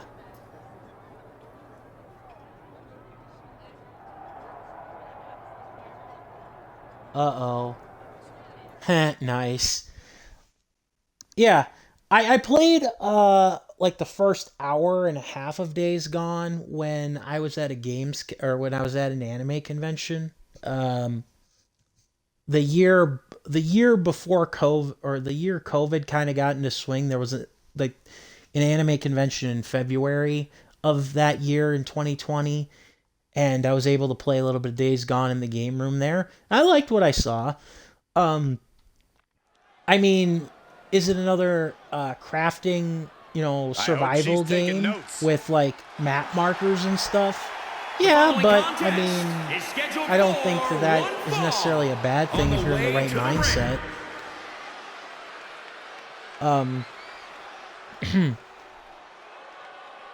Plus, I ended up getting it for free with my PlayStation Plus when it was available, so yeah, take that opportunity when I can get it. Yeah, get ready. We're about to see the brutal striking ability of Shinsuke Nakamura on display. So, yeah. And then, I mean, I've got, I think as soon as I'm done with the male version of MyRise for WWE 2K22, unless people actually say that they are interested in seeing like the female story for MyRise, then I'm probably just going to play the female MyRise off of stream and, move on to something else on Wednesdays, too. So, yeah. The Empress of Tomorrow and the King of Strong Style will be walking away as co-general managers of SmackDown.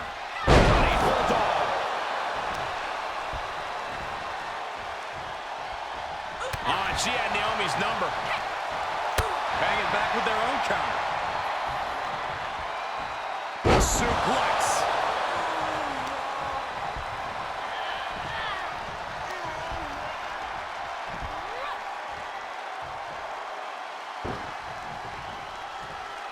Asuka turns it around. Ooh, treading all over their opponent. She's got her where she wants her. Lift off. Turned that one around. Nope.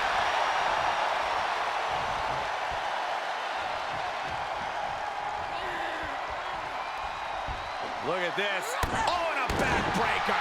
Right to the spine. Momentum is really on Naomi's side. Asuka certainly being tested. Why here. are FTR gonna defend the tag team titles on that show too? Are they gonna have both a tag team title defense and a 6-man tag and All Out?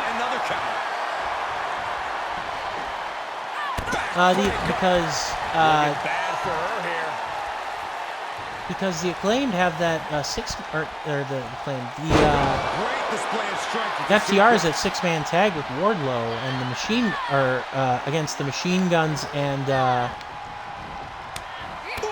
Company and Lethal. Oh yeah, I know. You're right. I keep forgetting because FTR holds all the other tag titles. Whoopsie. Like, they hold almost every other major tag team title in the world that I forgot that, oh yeah, they're not the tag teams. I don't know. I don't know. It's very possible.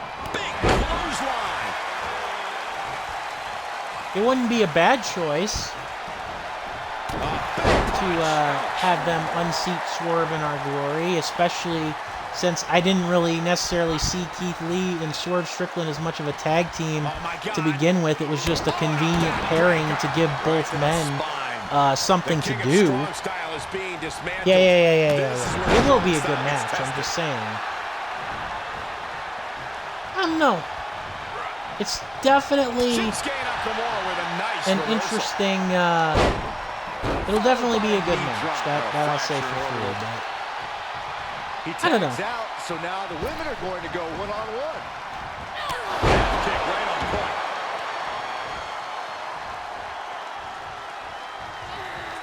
Although it does kind of feel like by the end of the year, FTR should win the AEW Tag Team titles just to complete like the sweep. Either that, or they go to Impact and they win the Impact World Tag Team titles. Because, like, basically win every other tag title that isn't the AEW World Tag Team Championships at the same time. Oh yeah, definitely. Not so fast. I mean, I don't know about deserve. I mean, I could talk of a lot of teams that are deserving of a chance to be AEW Tag Team Champions. Set up in the corner of the ring. And I will admit that the Max Caster, I mean, sometimes his raps are good, sometimes they just feel lazy to me. But then again, I'm not the intended audience for rapping of any description, so Don't be afraid to use the resources and help your partner offers. Am I being diplomatic enough, Cole? Momentum is really on Naomi's side. Naomi can't be stopped right now. I'm just kind of surprised New Japan's let them keep the titles as long as they have, because like they haven't like said, hey, are you guys coming to Japan at all to defend the titles? These guys have been looking to beat each other up for a while, and now it's their chance. So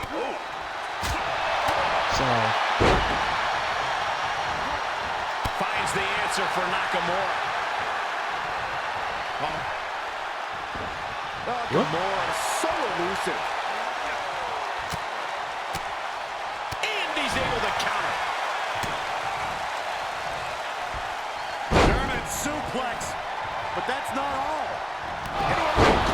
This is it. 1, 2, nope. I am in shock. What's it going to take to keep this guy down? Yeah, exactly. Setting up. Might just I have mean, hey, if New Japan doesn't object to it, I won't either. Same thing with like AAA, because I can't imagine how much traveling FTR does to like Mexico and stuff. And there's the save. Let's keep fighting. So it'll definitely be it's definitely very interesting to say the least. Like seriously, how much travel do they do? Lights out. He's starting Makes to me wonder. here. These two teams have gone to war, Cole. Of course they're going to wind up with a few battle scars. My goodness.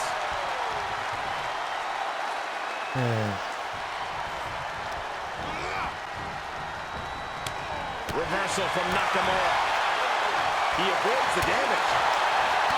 Able to reverse. Hooked from behind, picked up and crush. It's a wrap. 2 count. You're looking at the winners of the Mixed Match Challenge Tournament. Well, they were a patchwork team. Yeah, after exactly. Jimmy Uso was injured, I know but gelled enough AEW to cruise does through the mostly playoffs television and and take stuff, but tonight's still. final. Let's not forget what's really important here. The winners of the Mixed Match Challenge get to be GMs of SmackDown for one night. That's quite the reward, assuming it's put to good use. I have no doubt they'll do just that. Congrats again to the winning pair. I do feel like they need to bring back the mixed match challenge, especially if they would allow them to be like GMs for a night. That would add a very interesting wrinkle to the idea, and then you can incorporate NXT too into the mix. Yeah, now the house shows are back. They're back to being on the road, around 300 days a year.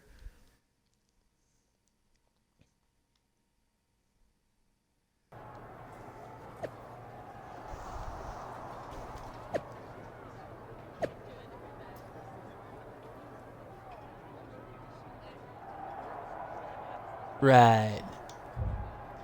Okay.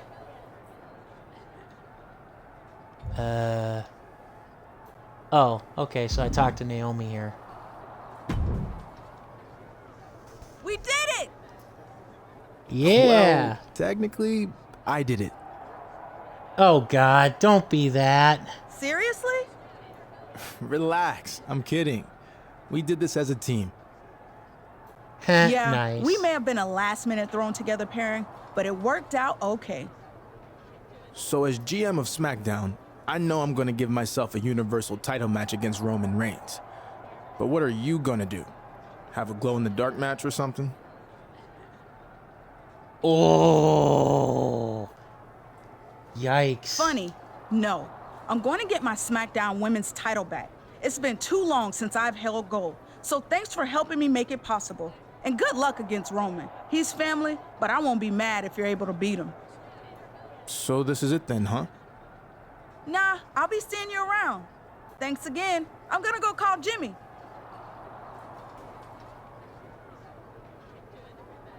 Okay.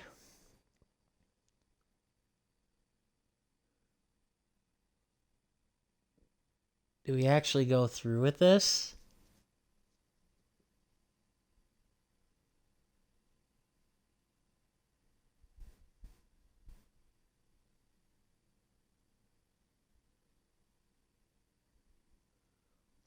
Like I said, I'm going to finish the storyline and then I'll call it a stream. Am I going to actually win the Universal title after winning the Mixed Match Challenge? That would be interesting. The following contest is scheduled for one fall and is for the WWE Universe. And here comes one of my favorites.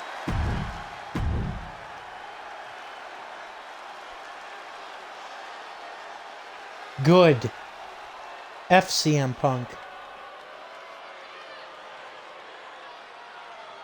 The head of the table, the tribal chief, protecting his Samoan family legacy on top of the food chain.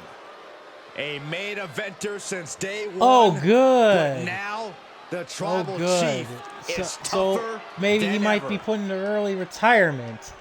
Either that or he came back way too soon. Both are very possible. By the way, one of the achievements for this game is to beat Roman Reigns on Legendary difficulty because I think he's the highest rated wrestler in WWE 2K22. I can tell you from trying to beat The Undertaker on Legendary difficulty in past games, yeah, beating guys on Legendary difficulty is not... Introducing the challenger. I mean, I'd say I feel sorry for him, but he's always acted like he's, you know, this hot shot, and, you know, that happens. I wouldn't want him, I don't want him hurt, but I'm not crying that he's hurt at the same time. And introducing the champion from Pensacola, Florida, weighing in at 265 pounds. Oh, I mean, yeah, I'm hoping he's okay, too. I don't necessarily care for the guy as an in-ring worker, and I think he's overhyped as a promo, but I am not gonna pretend that, you know, but I'm also not gonna say, oh no, I am so glad that you got hurt. No, I'm not that much. I'm not that kind of callous douchebag.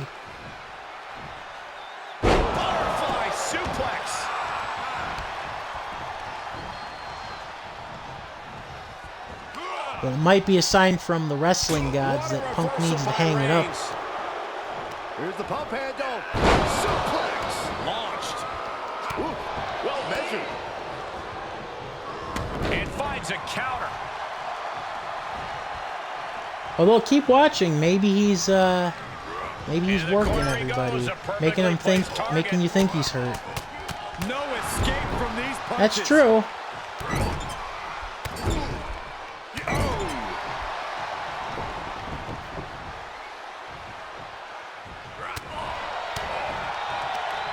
Nothing fancy here. Backbreaker and backbreaker. Champ taking the worst end of the exchange. Taking on some offense, but he expected as much. What a punch. Yeah, I can tell you're not meant to win this match because the objective is to damage Reigns. Jarring European uppercut. Oh, what a drop kick. How much more can the big dog withstand? Roman's being picked apart. And now the challenger looks to take control of Roman Reigns in this Universal Championship match. Yeah, a match he made himself. Really earned it. Wait a second. That's Jimmy Uso. He's been out Yep. for weeks with an injury. I'm guessing he's not here to congratulate his wife's replacement partner on winning the Mixed Match Challenge. If things had gone differently, this could have been Uso's championship opportunity tonight. Look out. Roman Reigns. Yep, I knew it. Superman punch! It's all over. I knew that was Just going to managed happen. hold on Not to the his Punk Universal thing, but this Championship. match. Yeah, with a major assist from his cousin. SmackDown's GM for the night had everything lined up perfectly, but it all changed in an instant due to the returning Jimmy Uso. No matter what kind of temporary authority he has, it wasn't enough to survive a distraction and a Superman punch. I'm sure both of these men are going to have a lot to discuss with each other and Naomi.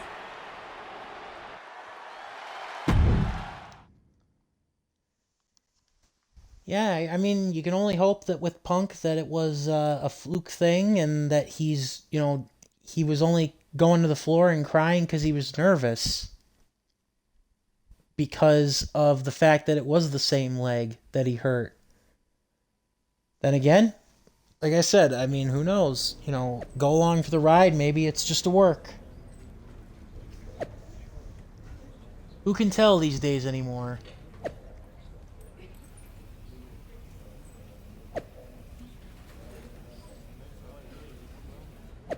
Really?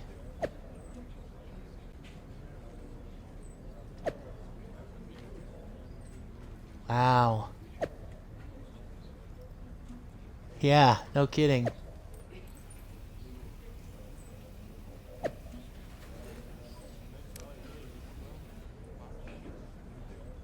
Wow. Wow, and oh God.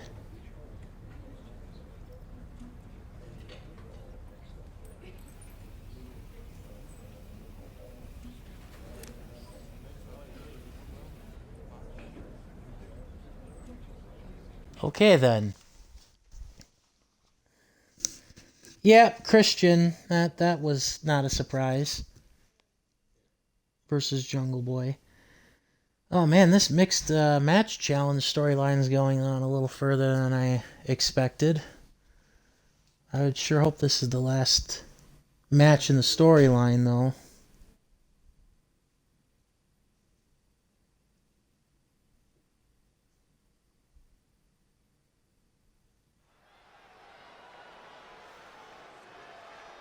Oh, yeah. I am pumped for this guy.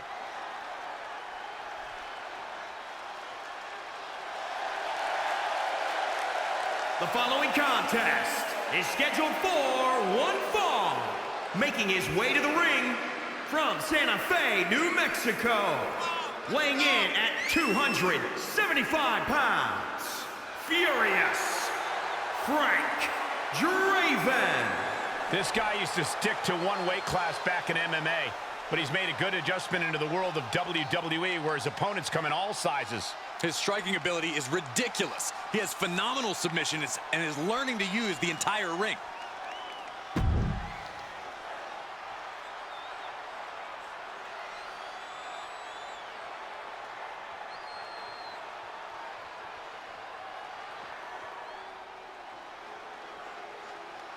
Welcome to the Uso Penitentiary.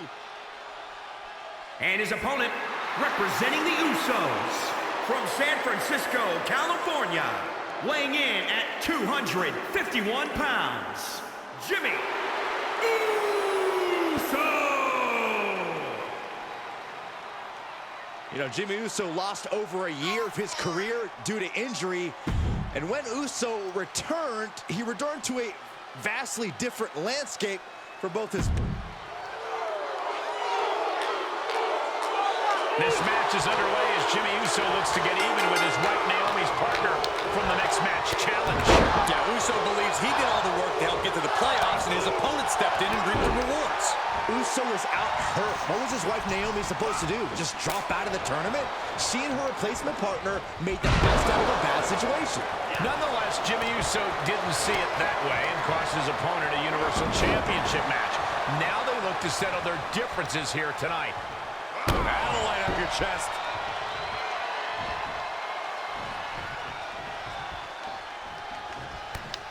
Tossed by the neck.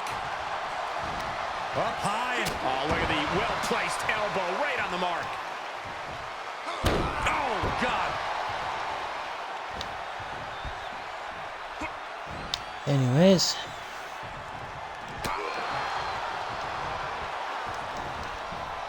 Big punch. Ouch.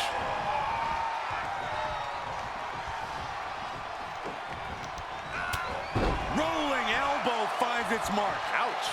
Jimmy's looking helpless to every attack. This is Uso's perseverance getting tested.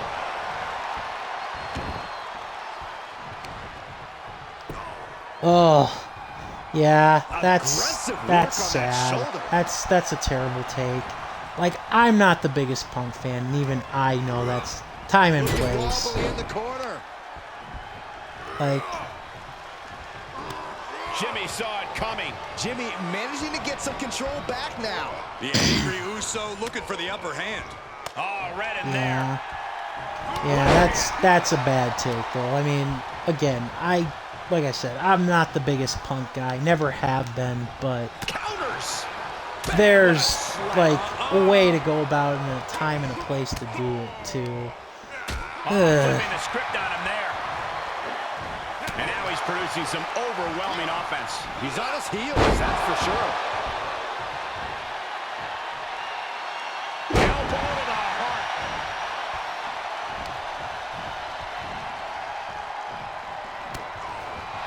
Well scattered reversal there. Yeah, he's getting some Damn it. really I was determined looking forward to focus. finishing He's this so I absorbing could... some tough hits now. I don't know. There's been plenty of action in this match, and the cost of that is really showing now. Uh-oh. Half and half suplex. Lights out.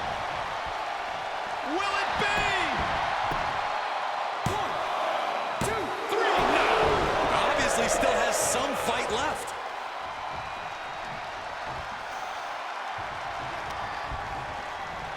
Look at this. Boom. Nice. Jimmy's looking helpless to every attack. Yeah, Jimmy keeps getting... Is it enough here? Cover now. Oh, using the ropes. Leverage. Come on now, ref. There is no quit in this man tonight. Taken down by the neck.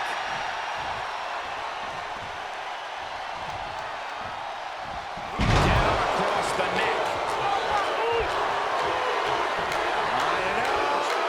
An agile escape.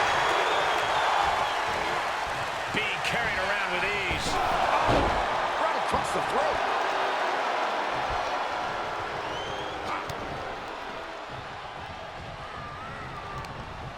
He gets sent down to the floor. He heads outside. Countouts legal in this match. Oh, what a slam. He catches Jimmy with a counter. Sent straight into the barricade. Oh, he slammed his face right into the barricade.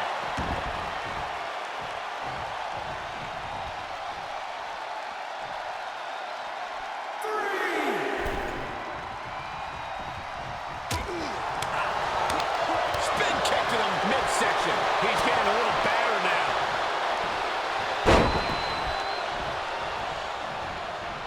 Into a ripcord lariat. Here he goes for the win. Can he close it out? 2, 3. Oh, he got him with a win.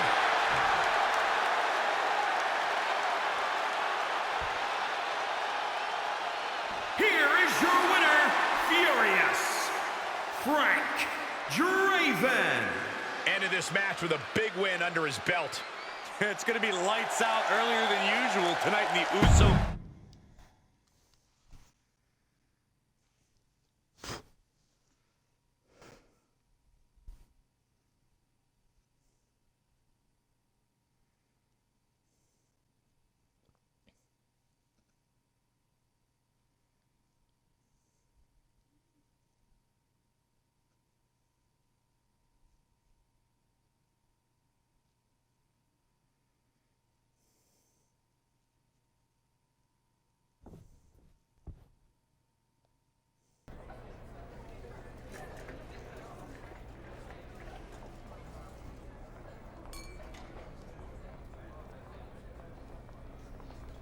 Alright, well, we did it. That is the end of that storyline, and I think that is going to be the end of me. Wow, all because you wanted my job so badly. It's promises all cracked up to be. Nice.